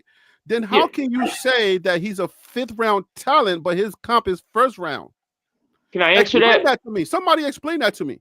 Can I answer that? Okay, please go ahead, Peter. Okay, so Jeff George and Andre Ware both put up numbers in college, and the same thing with Shedeur. He put up numbers in college, and when they both went to the pros, they failed. Andre Ware failed totally, and Jeff George, he had a spotty career, but he ultimately failed. Same thing that's going to happen to Shedeur. He's going to fail. Are y'all answering the talent question, or am I missing? Yeah, they did good in college, so they got drafted high. So when they got Shedeur could have got drafted high, it would have been a mistake. He could have got drafted high, but when they went to the NFL, they didn't have the skill set to excel, and they flunked out. And Shedeur doesn't have the skill set. He's like Joe Milton. He had, except without the huge arm. He's good. They don't have the fundamentals, and that's with all of them. They don't have the fundamentals. Jeff George, he had an incredible arm, but he just wouldn't take the check down, and he always went for the long bomb, and he got sacked a lot. Same with Shedeur. Okay, all right. So it's starting to come together, because at first it was a little shaky because I'm asking like straight up questions. Okay, all right. Andre Ware went first round, 7th overall pick to the Detroit Lions. Okay. Hey, Ronte, are you still here? Okay, Ronte's probably working. Let me bring on Tim. Todd Smith, Dallas is in the building. Put some respect on Dallas, Texas. What up, man? How you doing today, brother? What's up, Harry? To the rest of the panel, salute, Hey, guys. Hey, Tim, straight football situation here. Just this question, and then you can give me your thoughts on some other questions. But if we're comping Shedeur, these first rounders, but then Peter is saying that he's not a first round talent, then how can you make that make sense somehow for me?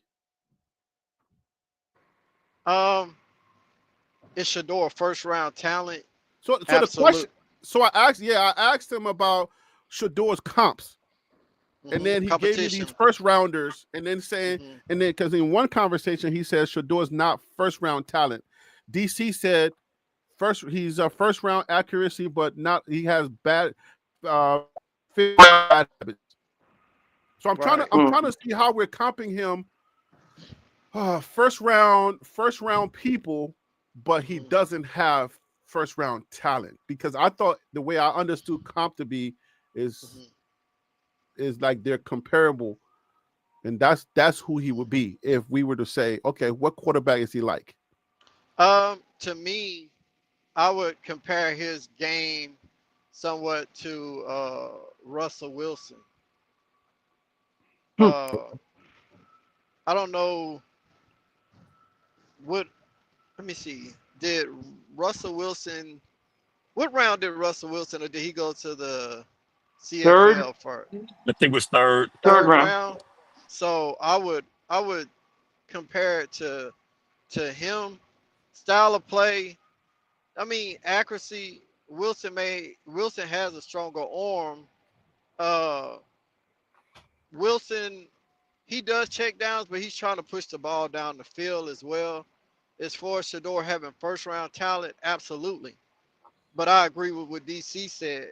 He just has some bad habits being relied upon so heavily in college. Those traits has become his normal. And I guess trying to incorporate that into NFL, we all know that that's not going to work in the NFL. So breaking those few habits, by far, Shedeur, in my opinion, is the best quarterback to come out of the draft. When given opportunity. So, okay. So now I'll throw this out there. All right. We talk about rookies. We talk about growth. We talk about grace, because all rookies have to grow and they have to learn their bad habits, get rid of some of them. Right. So we just want to understand that, okay, are we applying the same grace that we are applying for other rookies who are going to make rookie mistakes? This is not an indictment of Shedeur saying, okay, look, if he doesn't understand pocket presence, he doesn't understand how to hand the ball off, get outside of the pocket. You cannot keep rolling backwards. The things that I talk about here, and I say, come on, Shedeur, like, get rid of the ball. Like, stop trying to worry about your incompletion. Just get rid of the ball. All right. So we talk about those, but it sounds like my haters and my butters and my others, right? Because we got everybody on the panel today. This is my first time actually having everybody on the panel today. I've had my haters, I got my butters, and I got my supporters. That is a first for me.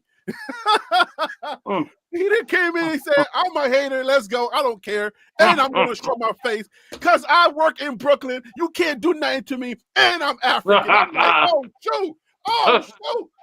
So we here today. We all here today. We all here and we're having a great conversation and we're respecting each other. But why is it that Shedeur can't have the same grace that everybody else has? And hold the line. I'm going to go down the line for everybody, but let me bring on AKA G-Man, Gerard, AKA G-Man. G-Man, welcome to the show, brother. Thank you for calling in. I appreciate you. Thank you. Can you hear me? We can hear you. Is this your first time, Gerard? This is my, it is Gerald. Just call me G-Man. This is my first time calling. I just happened to come across it. And what's blowing me away is these youngsters actually dogging at the brother Shedeur. I'm stunned and shocked. You're coming in as a supporter then, right? Yeah, I'm coming in as a supporter. But look, let me just throw you some history on what I seen coming out the womb. What Shedeur is going through is what the same thing James Shaq Harris from Grambling went through, who played for the Rams. The same thing Jefferson Street Joe Gilliam, who played for the Pittsburgh Steelers, who covered for Terry Bradshaw. I seen this. I seen quarterbacks. I seen these pale faces say back in the days they didn't want quarterbacks to run. I grew up in that segregation thing when all colored. Notice the word I said. I didn't say black. I said colored schools played each other because the white schools were scared to play because all the quarterbacks was like Lamar Jackson's. How soon the panel forgets that they said the same thing about Shedeur? They say the same thing about Lamar Jackson. Now let's look at Lamar Jackson. The New Orleans Saints, with their pathetic asses, should have drafted the guy. On the show. Okay, they pathetic, stubborn behinds should have drafted the guy because they don't have a quarterback. All Shedeur needed was an offensive line.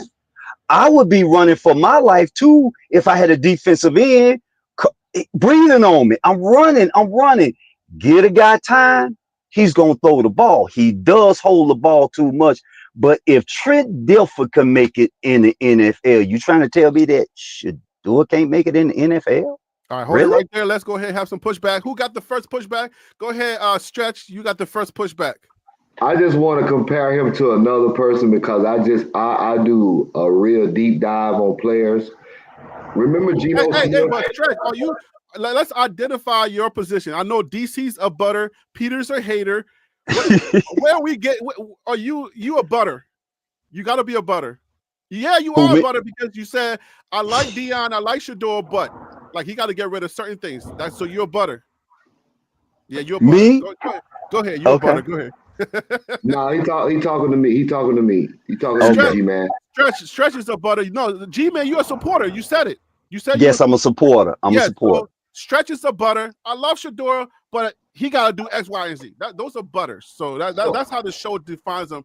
And Peter just coming in as a straight hater. He's like, look, I'm a hater. Let's deal with it. Go ahead, Stretch. What I want to say is, remember Gino Smith? Yes.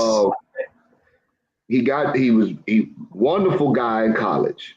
He played with a great team at West Virginia. He got in the NFL and he had the same similar traits that Shedeur has. And when Stefanski said 2 days ago, I'm invested in my rookies. I want to develop my rookies. Think about how Gino Smith life was at New Jersey Drive. They hung him high. But New York don't play. New York don't play. That's right. We did him dirty. We did Gino dirty over here for a fact. But Gino is a gamer, and he understands how to fit in. So all I was saying was, if you got the ability to make it in the NFL, there's a certain way you carry yourself. Okay. Yeah, we understand the dynamics of profiling, racial profiling, discrimination, collusion. etc. Mm-hmm. But there's a certain that the NFL wants their players to behave and conduct themselves. When you're bigger than life and we didn't choose you, we're gonna knock you down. But so Gino Smith earned his stripes. We went over there with the same quarterback you just compared to Shedeur, Russell Wilson.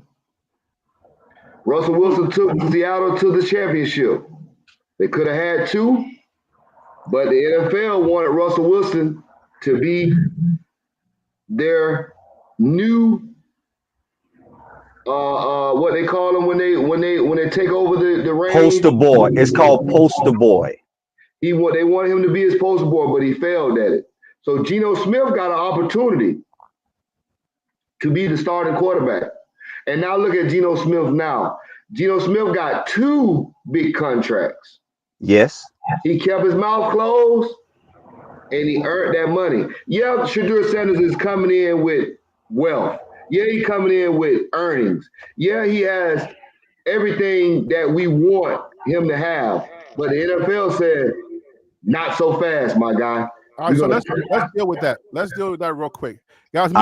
Mute your microphone if you're not talking. Let me throw a question on the panel, and Peter, you're our white African, so I want you to take this first. All right, I want you to take this first. Let's have an honest conversation about shut up and dribble, right? Like let's deal with shut up and dribble, because we cannot pretend that everybody has to be the same. All personalities have to be the same. We understand that the profile when you're somewhere, you go to corporate America, you wear a tie, and you walk the line, you do what you're supposed to do. But we appreciate Prime for who he is because he had the talent. We get that. But is it fair to ask everybody to be the same and say shut up and dribble? How do we look at shut up and dribble? Peter, you take it first. Yeah, I mean, I think your talent has something to do with it. Like, if you are not an integral part of the team, then you can't be such a distraction. If you are the talented guy on the team will let you get away with some distractions. You can have the outbrash, you can have the personality, you can have all that. When you're not making that team win, you're not producing, then you need to be quiet. You need to pull back. You got to read the room. And Shadur Sanders has not done that. He has not done that. And it's put the whole team, the coaches, in a very odd predicament where they have to answer questions about their third string quarterback.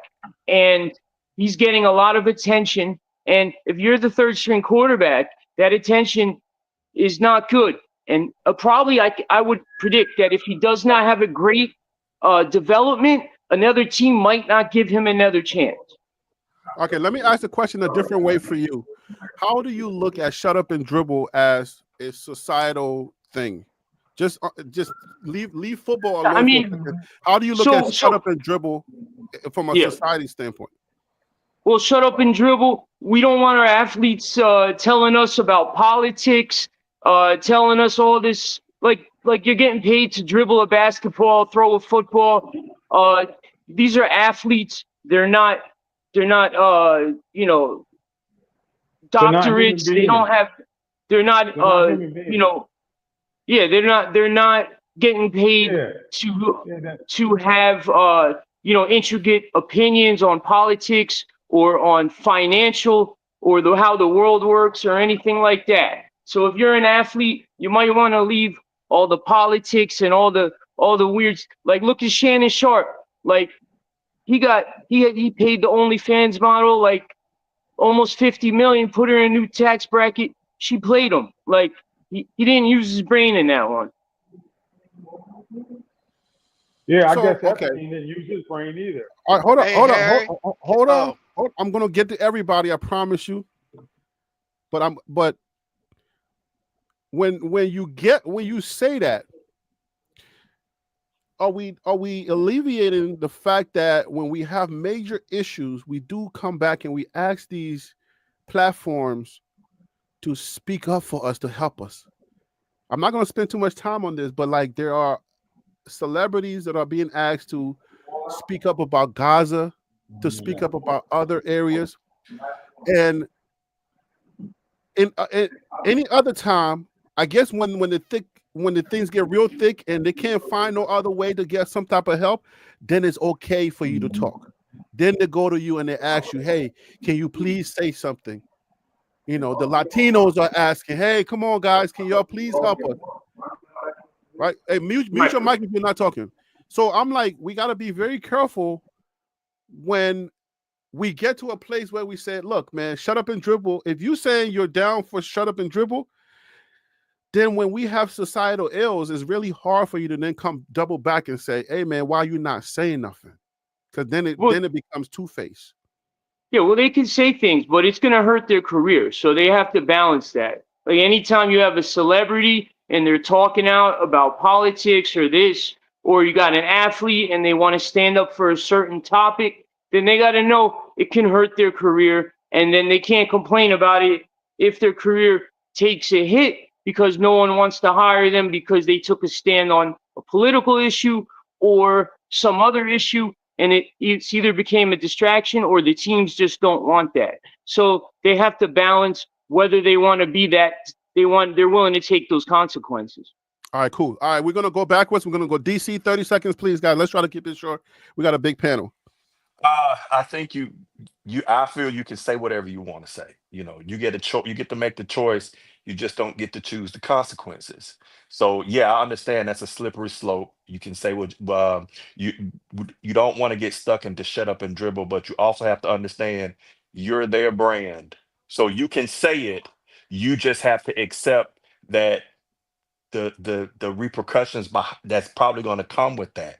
So again, I'm never going to tell somebody not to say it. I'm just saying you get to choose, you get to make the choice. You just don't get to choose the consequences. And if it's worth it, if it elevates the cause, it was worth it. If it's not, that's something you have to deal with. All right, G-Man, your thoughts, please. Actually, I don't even know how to answer that because I've seen so much, and I'm being honest. I earned this gray hair. The one thing I will say is that Eric Dickerson, the great running back, I wish he could hear this because we would all be off this, and he can tell you it came out. They're really not against the boys. They don't like his pops, yo. He done said it. They sent this throughout the NFL to go after the Suns because they don't like Dion. As far as that shut up and dribble, if you're expecting these so-called celebrities who are part of the plantation, who are like house ninjas. I didn't say the other word. I said house ninjas. For real. They're on the tape. I personally, had friends who played not only in the NBA, but in the NFL. Behind closed doors, I'm like, yo, man, I'm thankful that I love sports. I'm just glad I didn't play in none of these organizations because it's almost like a plantation thing. For real. I've heard some nightmare stories, y'all. So that's the only reason why I came up because I cannot believe I'm this old to see so much hate on just two young men who just trying to live their dreams. And I'd be doggone when you start talking about Shiloh and that situation that he was in. I'm telling you, that was I love football. I love sports. I but I love it at Pop Warner level. Why? Politics ain't in it. Get what I'm saying? Politics ain't in it, yo. This is and this to you, Peter. The dude is qualified to play somewhere. Somewhere. They got too many brothers I know in East Texas that because of prejudice, the word wasn't racism, these quarterbacks could not make it to the next level of college because of them growing up in one of those towns where the people push the color thing. Now we prefer our son to play quarterback when the man of tone was the best quarterback. Yo, I have seen some dookie, and this is a whole pile of dookie. Shut up and dribble the ball. All right, man. Appreciate that. All right, Ty Smith, your thoughts, please. Shut up and dribble, man. To me, is more of we we've operated for decades with a certain formula. Um, we paying these athletes millions of dollars, so you're gonna move. Pretty much, you're gonna move to the beat of our drum. If you say anything or get out of line, then we'll either kick you out of the league, ban you, uh, not play you, uh, take away money, take money out of your pocket. But now we're in a different day and age, and I'm not going to even use Coach Prime because Shedeur is a grown man, and he has to be able to stand on his own 2 feet and walk a path and make a path for himself.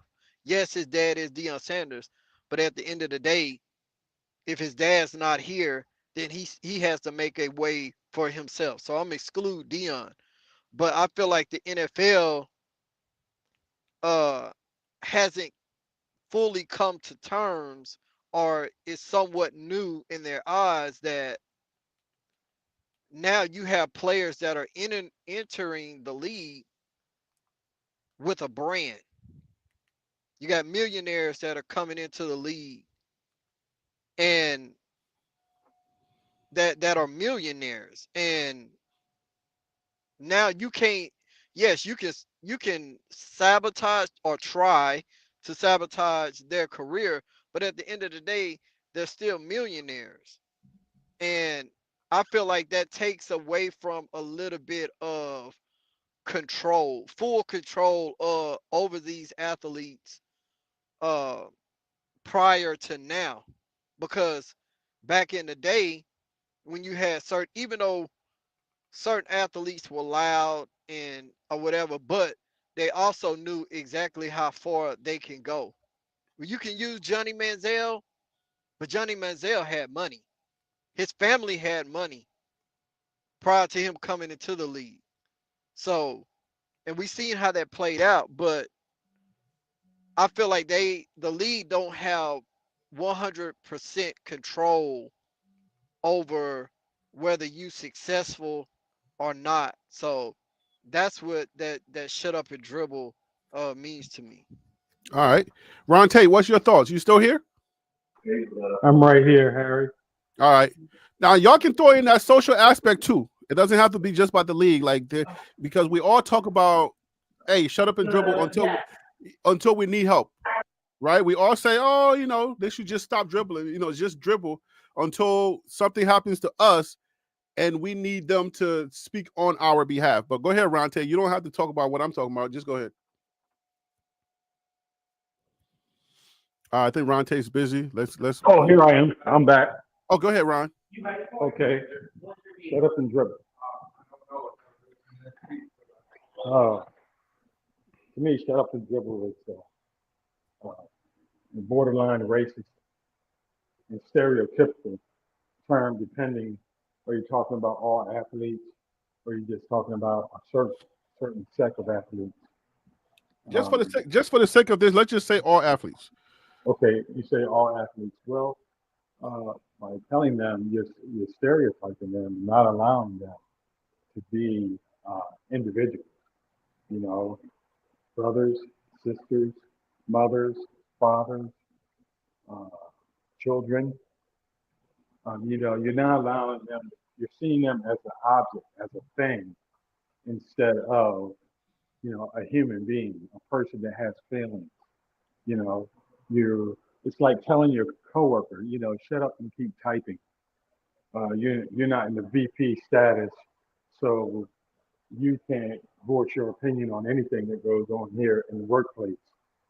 It's that kind of mindset when you tell someone just because their profession happens to be athletics, and you make a comment like that, that's very demeaning and very stereotypical.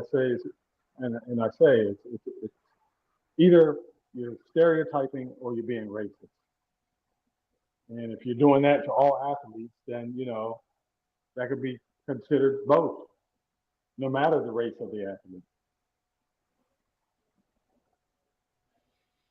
All right, Stretch. You get the last word on that topic, and then I'll just we got one more segment that I want to talk about, and it has to do with Shedeur and his positioning. And we still got you guys here. I'm gonna get you out of here real soon. And here, before after Stretch, I just want to add context. It'll be 30 seconds from where I'm coming from, just another point of view, and then we can move on. Okay, go ahead, Stretch, please. What is your thoughts on shut up and dribble? Any aspect you want to answer, you can answer. Well, I'm glad I took American government in college because I learned my amendments, and my amendments protect me, and that's why I'm kind of always, like you say, I'm a butter. We do have the right to the freedom of press. So that's what is being scrutinized, why Shedeur is on the forefront, because he's using his press civil rights, as well as LeBron James used his, as well as Kyrie Irving, the freedom of speech and the freedom to practice different religion. And so when we have these different awakening periods in life, such as the Martin Luther King era, as well as the Cassius Clay, which is the Muhammad Ali era, and we can go on forth to the situation that happened up there in Minnesota, the George Floyd situation. We have rights as people. No race, no color, no creed. Everybody has rights. And when you know your rights, you should be able to walk within your rights. And a lot of times, as certain races of people, we get our rights violated. And with that being said, we get scrutinized a lot and we get told to stay in our place. And that's heartbreaking to me. And, it's very alarming that we are still in this position 400 years later. And we want to be successful, but we always have to toe the line.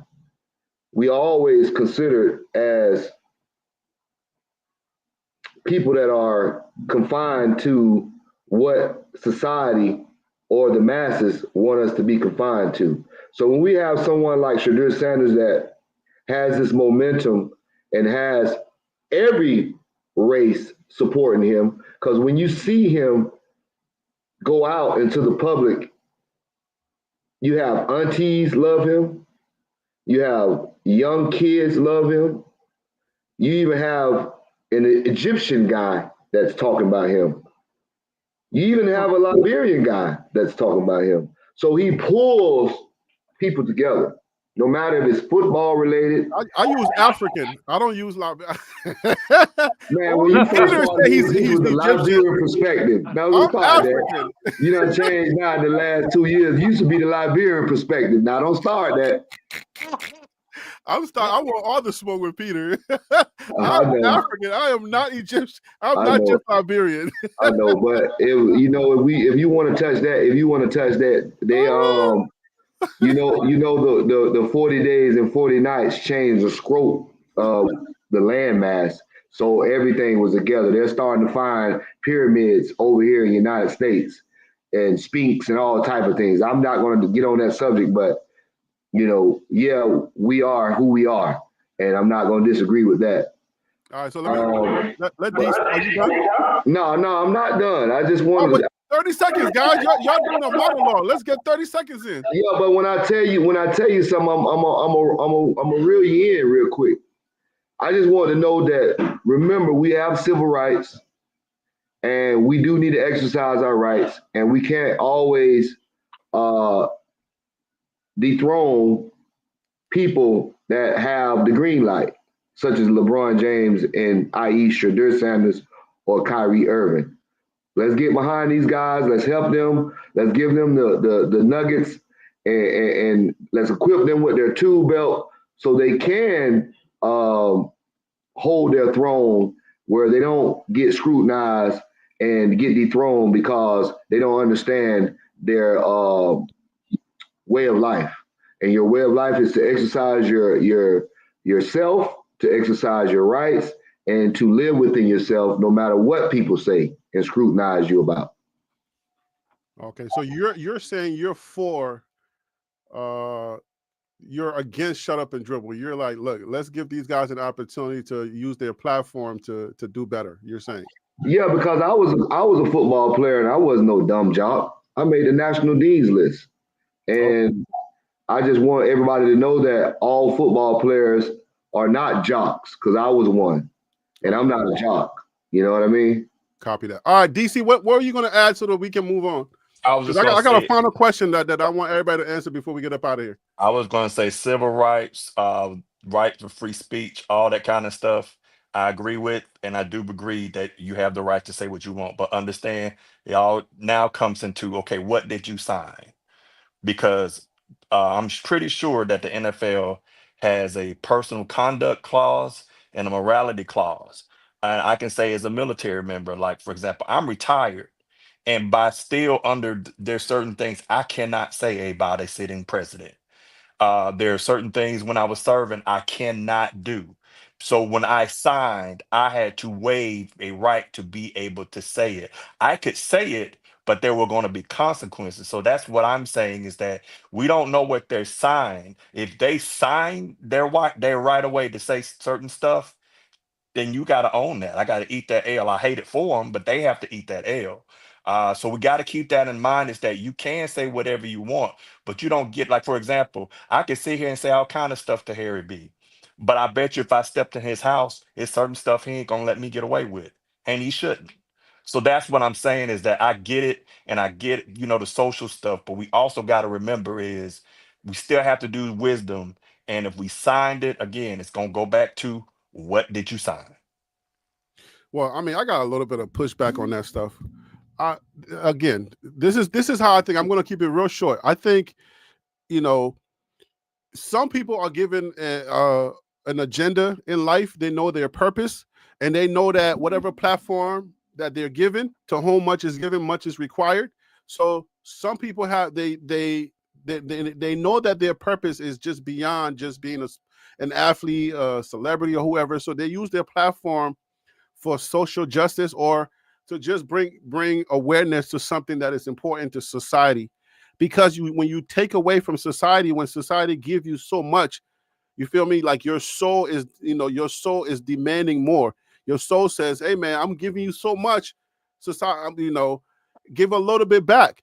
So if something's happening in Gaza, if the Palestinians need help, if something's happening with the Mexicans or the Latino community, or something's happening in the LGBT community, or something's happening, you use your big old platform and the millions that you have gotten to say, "Hey man, look man, that ain't right. Come on man, we gotta do better." It's just how you phrase it, it's how you do it.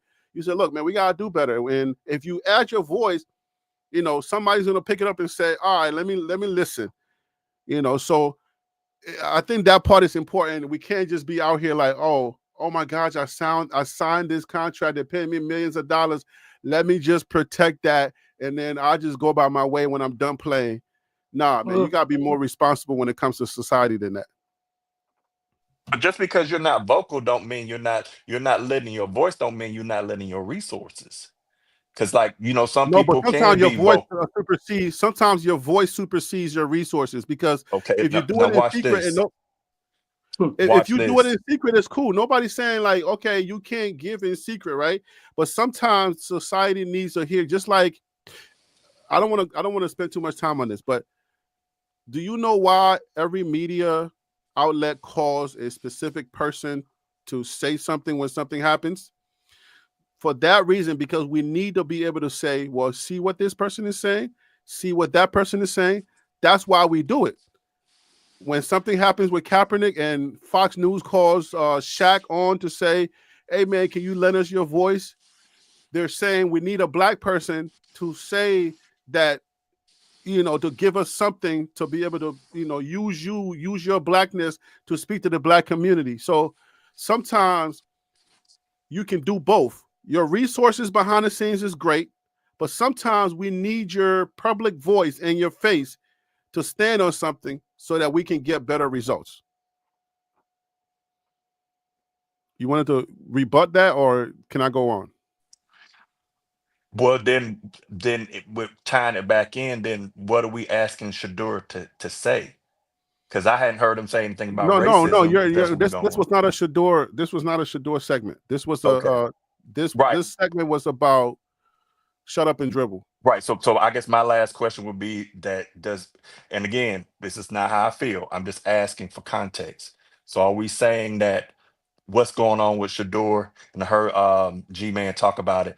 Should all the players in the NFL and everyone be raising their voice about what happened to him or what they feel happened to him?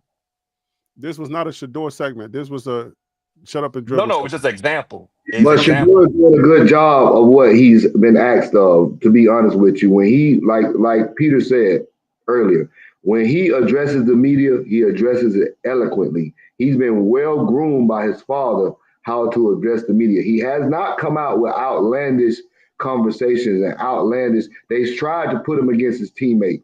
He knows how to rebuttal. He is carrying himself and conducting himself in the right manner. All we want Shadur to do is Shut up and dribble. well,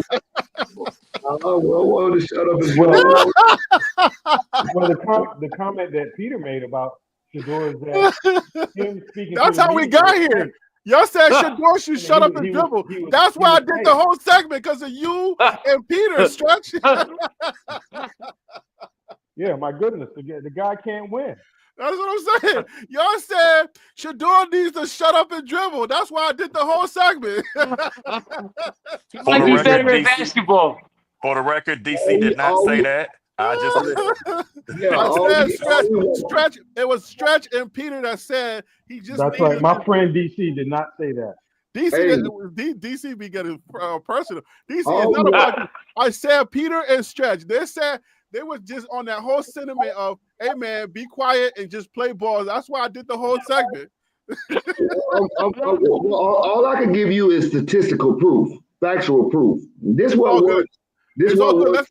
Let's move off of this, I guess, because I got a football question to ask you. We got 3 quarterbacks now. I know that the Browns are the Browns, and they're going to be Browning.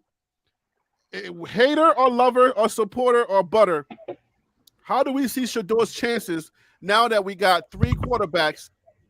I think there's going to be a 4th quarterback. I'm not talking about Watson. I think they're going to bring somebody in because these guys can't get healthy, but I don't think that Shadur is number 3. I just want to get your thoughts, and then we get up out of here. So y'all tell me, what are Shedur's chances? And Peter, you can ride your line. Stay on your line of hating him. If you think he's the worst, he's never going to get any playing time. I want to get everybody's thoughts. So stay true to yourself. I want you to answer how you came on the panel. DC, we're going to start with you. I'm sorry, somebody was calling me. Could you repeat that question real quick? Yeah, so the question or the topic is Shedur's number 3 right now. Where do we see Shedeur landing? What's going to happen? What are his chances of actually playing this year? Yada, yada, yada. Then we're going to get up out of here. Go ahead. Great chance of playing this year. I just don't think it's going to be on the front. I think it'll be on the back end. So break that down for me. I don't understand what that means. Back end. Right. So I don't think we were dealing with the season. I don't think he plays within the first 8 or 10 games. I think we're on the backside of it, where the Browns are out of contention. Did you watch a Diddy video this morning? What's up with the backside and the what's kind of oily video? No. There's a front end of your schedule. There's a front end of your schedule, and then there's a back end of your schedule. So okay. I'm saying, and so for example, I don't see them playing him unless barring injury.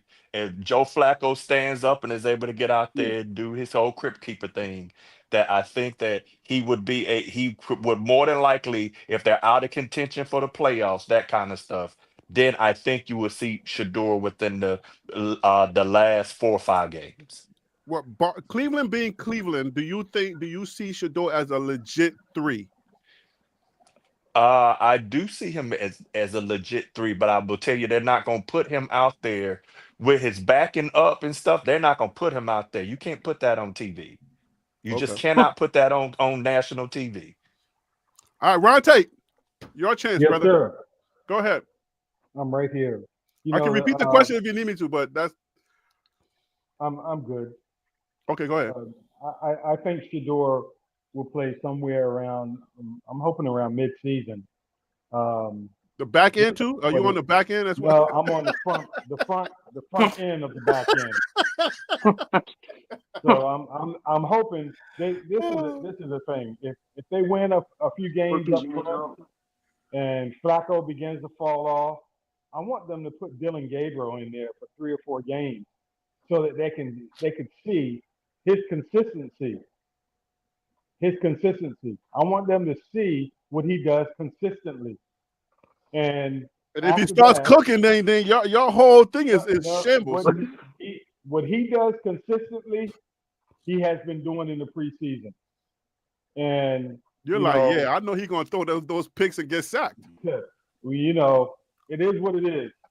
And as far as Shedeur, with him tracking backwards trying to get away, like they told him in the beginning of training camp, those guys are too fast. You cannot do that in the NFL. You probably have some linemen running 4.6, 4.7, especially the guys on the end. So that's something that he'll look at and he'll understand and he will figure that out. And the coaches will also tell him, no, this is what you have to do. Step up, get rid of the ball. So basically, you're on the. He's gonna be showing up on the black end. He's on the black end. No, he's gonna. No, you said black end. I'm saying the middle. The middle of the season. If they win a couple games, they have a shot. Show has taken a turn now. No, it can't get any worse than this. The bottom line with Barry and Stefanski is their job. And if you have any semblance of you tanking the team, then the owner, and wait for next year, the owner would say, okay, you guys are fired because of what you did in the schedule, and they'll move on without him. So they just have to walk a tightrope, both of them, Barry and Stefanski this year. Can I just say, hold on one second? I do want to add the context to what I said. Also, because Harry, you're gonna clear up the back end. Harry, I gotta throw this big joker down. Okay. Oh Lord. The other thing is, we all know when Sean Watson coming back, and they're gonna he comes back and he's healthy, they're gonna let him play so they can use him to trade because they got to get rid of him. Mm-hmm. So that's what I'm saying. You got to factor that in. Is that they're managing that roster. If they're looking either to, let's say, keep one of the rookies and make them a key piece, or go and get somebody draft, they gotta get rid of them. So I think that you're gonna have him play some games. That's why I'm pushing. Other than that, I would agree with you, Ron. But if he's healthy, or he's enough to play, they're going to put him out there so they can get enough film on him to say, okay, he's healthy enough, and then somebody will bite on him like they did with Kenny Pickett. I want to talk. True. All right. That's true. Oh, yeah. wow. All right, we got Todd Smith next, and then we're going to G-Man. Okay. Smith, y'all try to keep it at 35 to 45 seconds, please, guys. Okay. Hey, real quick, my pushback to DC's statement. Okay. DC probably going to laugh at this, but that's what they got Shedeur. That's what they brought Shedeur in for, to try to generate some of that capital that they lose in Deshaun Watson. But that's here nor there. Krispy Kreme. That's a lot of glaze. Go ahead. But to Harry's point, I like Shedeur around mid-season, game 6 or 7. I think that he's gonna overleap Dylan Gabriel, regardless of what preseason happened in the preseason. Preseason gone, along with those guys that was out there against that was out there this last preseason game where he stunk it up. So I feel like he's gonna be having better talent that he's been able to generate some type of sequence with some of the wide receivers. So I feel like moving forward in practice, he's just gonna stack days. and I think that he's gonna leap Dylan Gabriel, and I don't think that Joe Flacco performance through the first 7 games, 6 or 7 games, is going to be something that they're going to be like, okay, we're going to ride with Flacco all the way through the season. Okay. All right, G-Man, 35, 45 seconds. Where you see Shedeur? What's happening with Shedeur? Practice squad. So there's only one guy on this panel that I would want to do business with, because everybody on this panel would beat me at the game. But what y'all not gonna do is beat me with the money. Those people making money off his jersey. So Shedeur gonna be there basically for the selling of the jerseys. Now, whoever said that about Deshaun Watson, you were absolutely right, because I hope the Saints get him. Notice I keep saying the Saints. So they got quarterbacks they could do business with. If Shedeur goes away, he gonna go somewhere. But he is a practice squad player. They're gonna keep selling them jerseys. Shishing. That's all I gotta say. Dang, yo. There's 3 quarterbacks, there's roster space. And the GM said, hey man, we can even trade some of our safeties. And because we got guys that are linebackers that can do both, so we got more practice, we got more space on this roster, and you're still putting him on the practice squad. Listen, you're diabolical, man. I thought you came in as a supporter. Yeah, listen, hey. but remember remember I told you I got friends in it. The bottom line, the plantation, the bottom line is the plantation owners are about money. Remember, the owner said when he went to bed, they wasn't going to draft him. When he woke up, they drafted him. When he went to bed, he said it wasn't the top. We didn't want him. And when I woke up, your story's not lining up. Let me tell you why it's not lining up. Okay. If you're saying the plantation guys want money, then it makes more sense to have him suit up on Sundays. They don't. You make more money if you have him suit up, because then at least the fans will show up to say maybe there's a chance he gets in this game. So let me watch. If he's a practice squad guy, then he's never going to suit up. So I'm not coming to watch. So how is that plantation story working out for you? Trust me. Trust me. As long as I've been living, one thing I know about the Cleveland Browns fans, they are extremely loyal. But no, we're talking about the BWB. So the Cleveland Browns fans are not BWBs. The BWBs are not going to show up. We're not loyal. We don't care about Cleveland. Trust me, they going to show up just as long as showing up. I promise you. That's a fact. We are not showing up if Shedeur is going to be. If Shedeur doesn't play, I ain't going to stay. We're not playing. We're not showing up. BWBs would not show up if Shedeur is on the practice squad. I guarantee. Okay. Then your question should have been, who is a 1, 2, and 3 quarterback? Because do you really think that Shedeur is a 3 quarterback? I think Huntley is better quarterback than even Shedeur. He's experienced. Huntley is out of there. There's only 3. Yes. Look, the thumbnail says, and then there was 3. There's only 3 quarterbacks. True. Right now. So how is it that you got Shedeur? There's 3 spots, and you're not even putting Shedeur in one of them. Yeah, I'm a business. I'm a businessman, so I gotta sit down. Wait. Okay. But you gotta look at it. Remember. Okay, wait. Let me say this. Let me say this. First game, I'm gonna pay attention. I'm gonna see if everybody's chanting Shedeur, then I'm gonna come back to y'all as business people and say, okay, what we gonna do? Are we gonna take it from the practice squad and put them out there? Because our goal is to make money and fill those stadiums. I'm depending on y'all to say yay or nay. If y'all say yay, I'm rolling with you. But I just got to keep them around. Do I support him? Hell yeah. I want him to get better. Heck yeah. Sorry for the hell, but heck yeah. But at the end of the day, it's about business. Nothing else to them. To us, it's about the game, because everybody on this panel loves football. All right, hey, Harry, let me. I don't want to push back, but I want to add something. You're talking about the money. I gotta give you 20 seconds because I gotta get the stretch and I gotta get the Peter because we gotta get up out of here. We 2 hours in, man. Yes, it is about the money, but you got to think about the TV revenue. When Shedeur is on the field, the TV revenue is astronomical compared to when he's not. So that will play a factor into his walk towards getting on the field this year. I just wanted to add that. Okay. All right, Stretch. 35, 40 seconds. Try to keep it short, please. We got to get up out of here.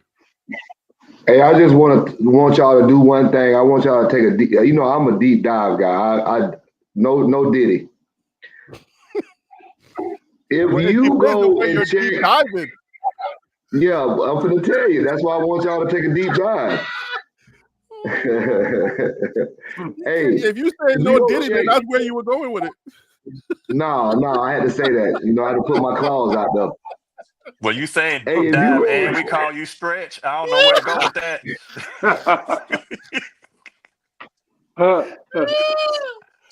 I love you, Stretch. I love you, bro. I know y'all too, man. I miss y'all, man. I miss y'all, man. I really do, man. Hey, check this out, though. I just looked up all the different quarterbacks that was taken in the 5th round, and you wouldn't believe some of the quarterbacks that was taken. You got people like T. Martin that won a national championship at Tennessee. You got quarterbacks like Dan Orlovsky that's on national TV critiquing all the quarterbacks. Just take a deep dive and find out what kind of quarterbacks go in the 5th round and why they slid so far. Another thing, I want Shedeur to be a starting quarterback because he brings hype to watching football. You know, you don't have no big names where, Mahomes don't want it, but we still watch it to see if Lamar Jackson going to get him one. But Shedeur is the next big name to allow the fans to continue to watch the game.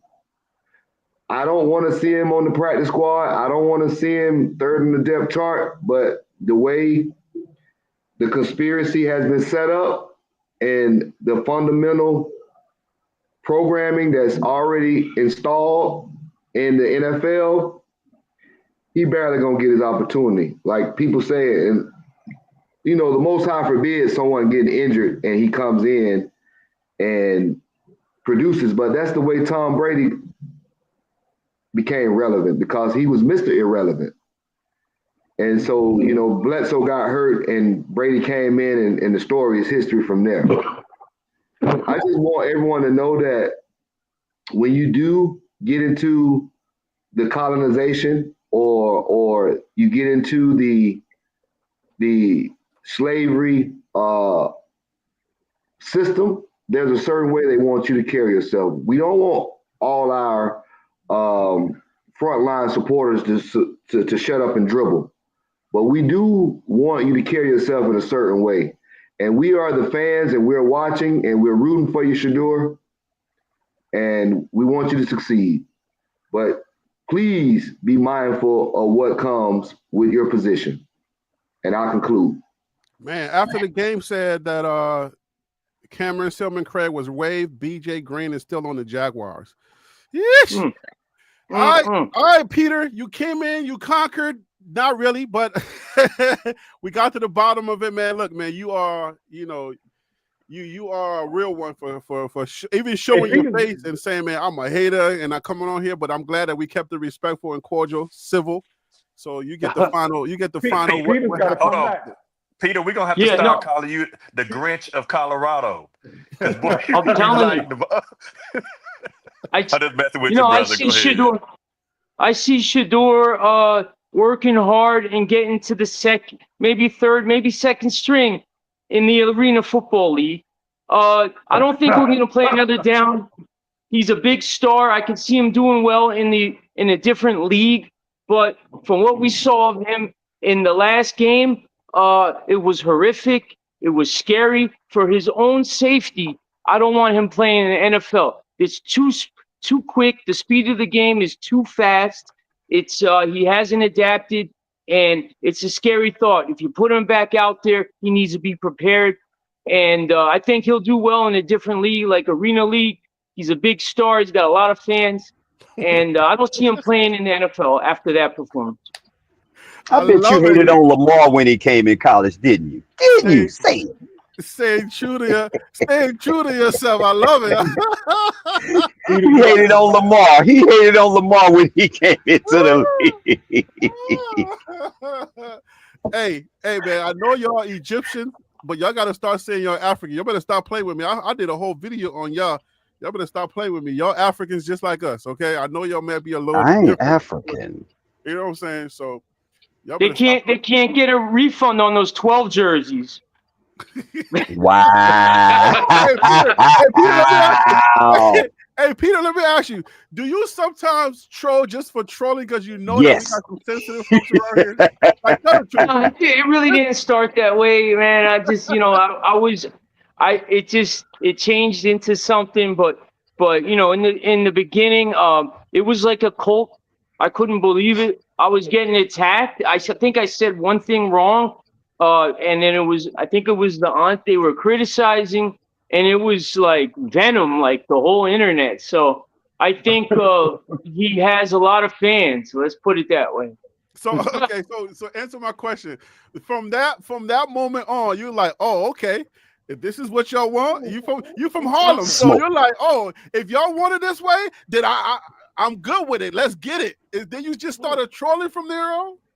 The aunties are bullies, man. They get online and they swarm on you. There's like 10 of them. You're fighting them off you, and they just swarm on you. Even I know, because they even turn on you guys when you say something and it's not cult-like. They turn on you guys. Oh, you flipping? Boom, and they swarm on you. So you know what I'm talking about. I do know what you're talking about. I do know it, but it doesn't sway me from supporting him. But I still have to let people know it, man. I'm running a channel, but I'm not trying to run no echo channel. You feel me? So my channel is not an echo channel, and I'm not trying to be on here. Oh, Shedur's great. Oh my God, look how he moved in the pocket. I ain't trying to do that, but you still haven't answered my question. I know that you're a hater. You identify as a Shedeur hater, right? But do you troll sometimes just to troll?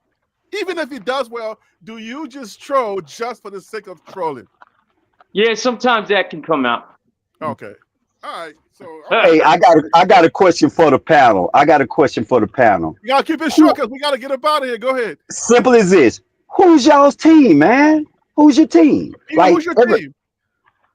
No, I just watch players. I like watching running backs. I'm a big fan of that position. That's another reason I don't like what Dion did. he took the ball out of the hands of all the running backs. But I love seeing running backs like Adrian Peterson, and I'm a big fan of the players. Okay. So I'll watch players instead of teams. That get it from behind.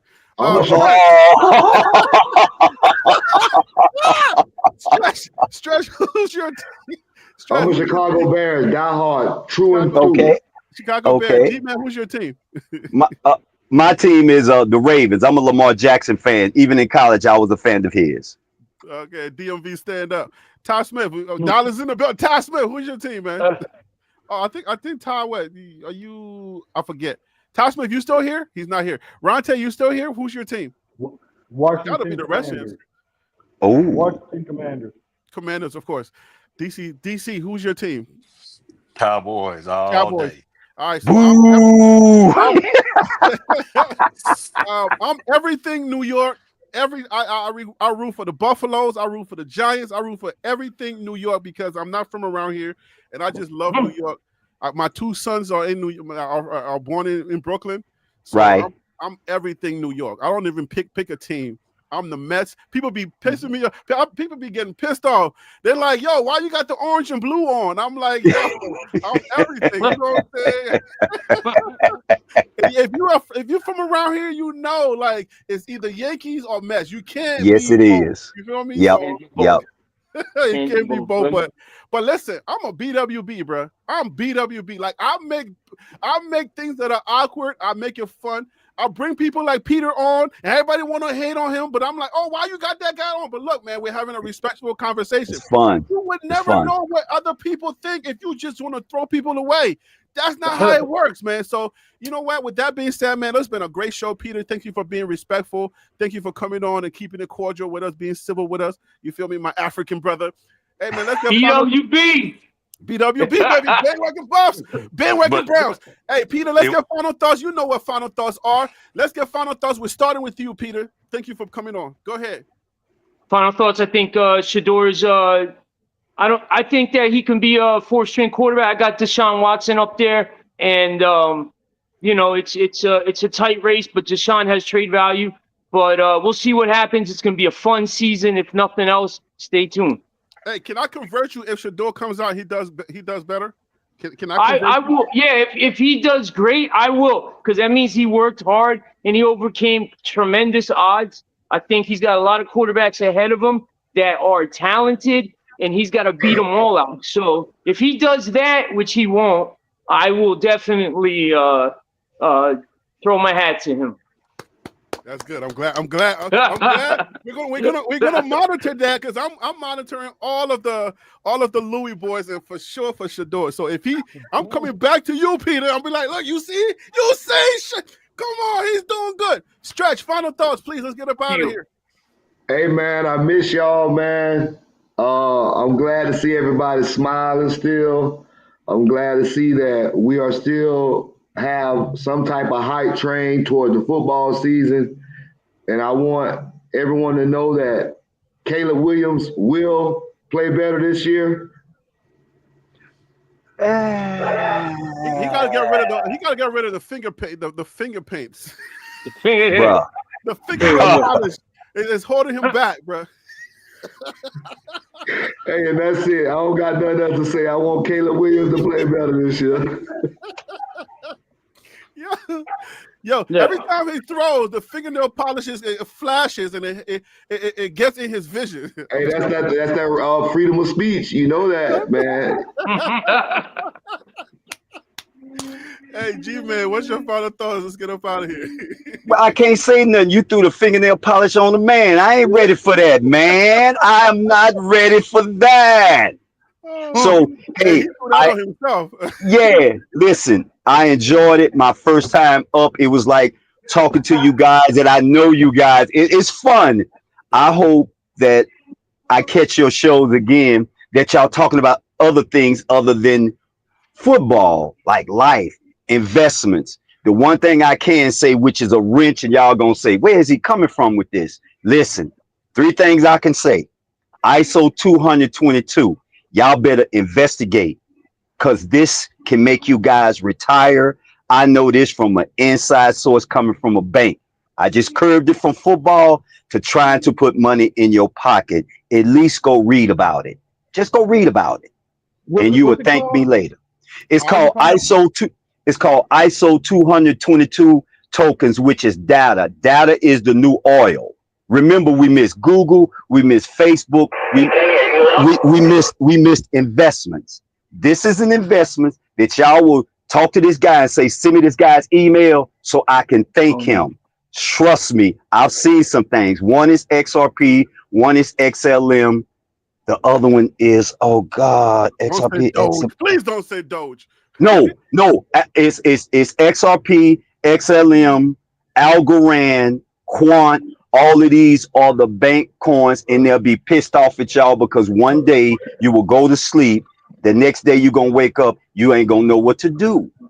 I've seen some things. I've seen it. But the system that we live in, which is another topic, the system that we live in don't want us to come up. And what I mean about that is that what they classify us is economical slaves. Color don't matter in the United States. The only card that the United States has is that this Democratic Party has is black and white. Now, my skin is brown, but they say I'm black, but I'm brown.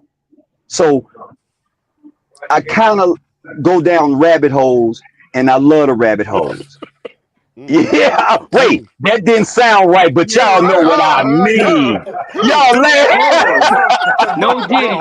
Wait. As soon as I said that, y'all started, man, okay, I'm out. Y'all wrong for that, man. No, that's with you. But bro, you gotta understand, you sitting up in the era of sexy red, you can't say y'all skin is black, but so and so is brown. Yo, y'all wrong for that. Okay, y'all got me. Oh, y'all got me. Oh, No, fuck, no, my that's good phone stuff, shut brother. off. That's good stuff, You brother. got yourself. Hey, Todd That's good Smith, stuff, brother. final thoughts. Let's Good get stuff, up out of here, brother. Todd Smith, you still here, brother? All right, Ron Tate. Ron Tate, get us out of here. Go ahead. Ryan Yes, Tate sir. and watching in the heat of the night. No, I'm looking up ISO 2022, whatever that is. Hey, Ron Tate, you got 20 seconds. Get us out of here. Okay. Hey, listen. Oh my God. Everywhere I go, it's a lot of noise. Hey, listen, guys. It's great to have the panel full. I hope you guys continue to support TLP Sports, a no-fly zone. Listen, great information. We share, we receive. A come again. A let's go Bucks, and let's go Cleveland if Shedeur is playing. All right.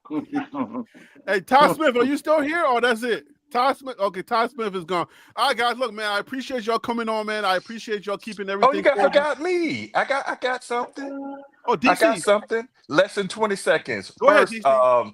First, Harry B. I loved how you did the show. The Confessions of a Hater. I enjoyed that segment. The other thing is that I just want to see.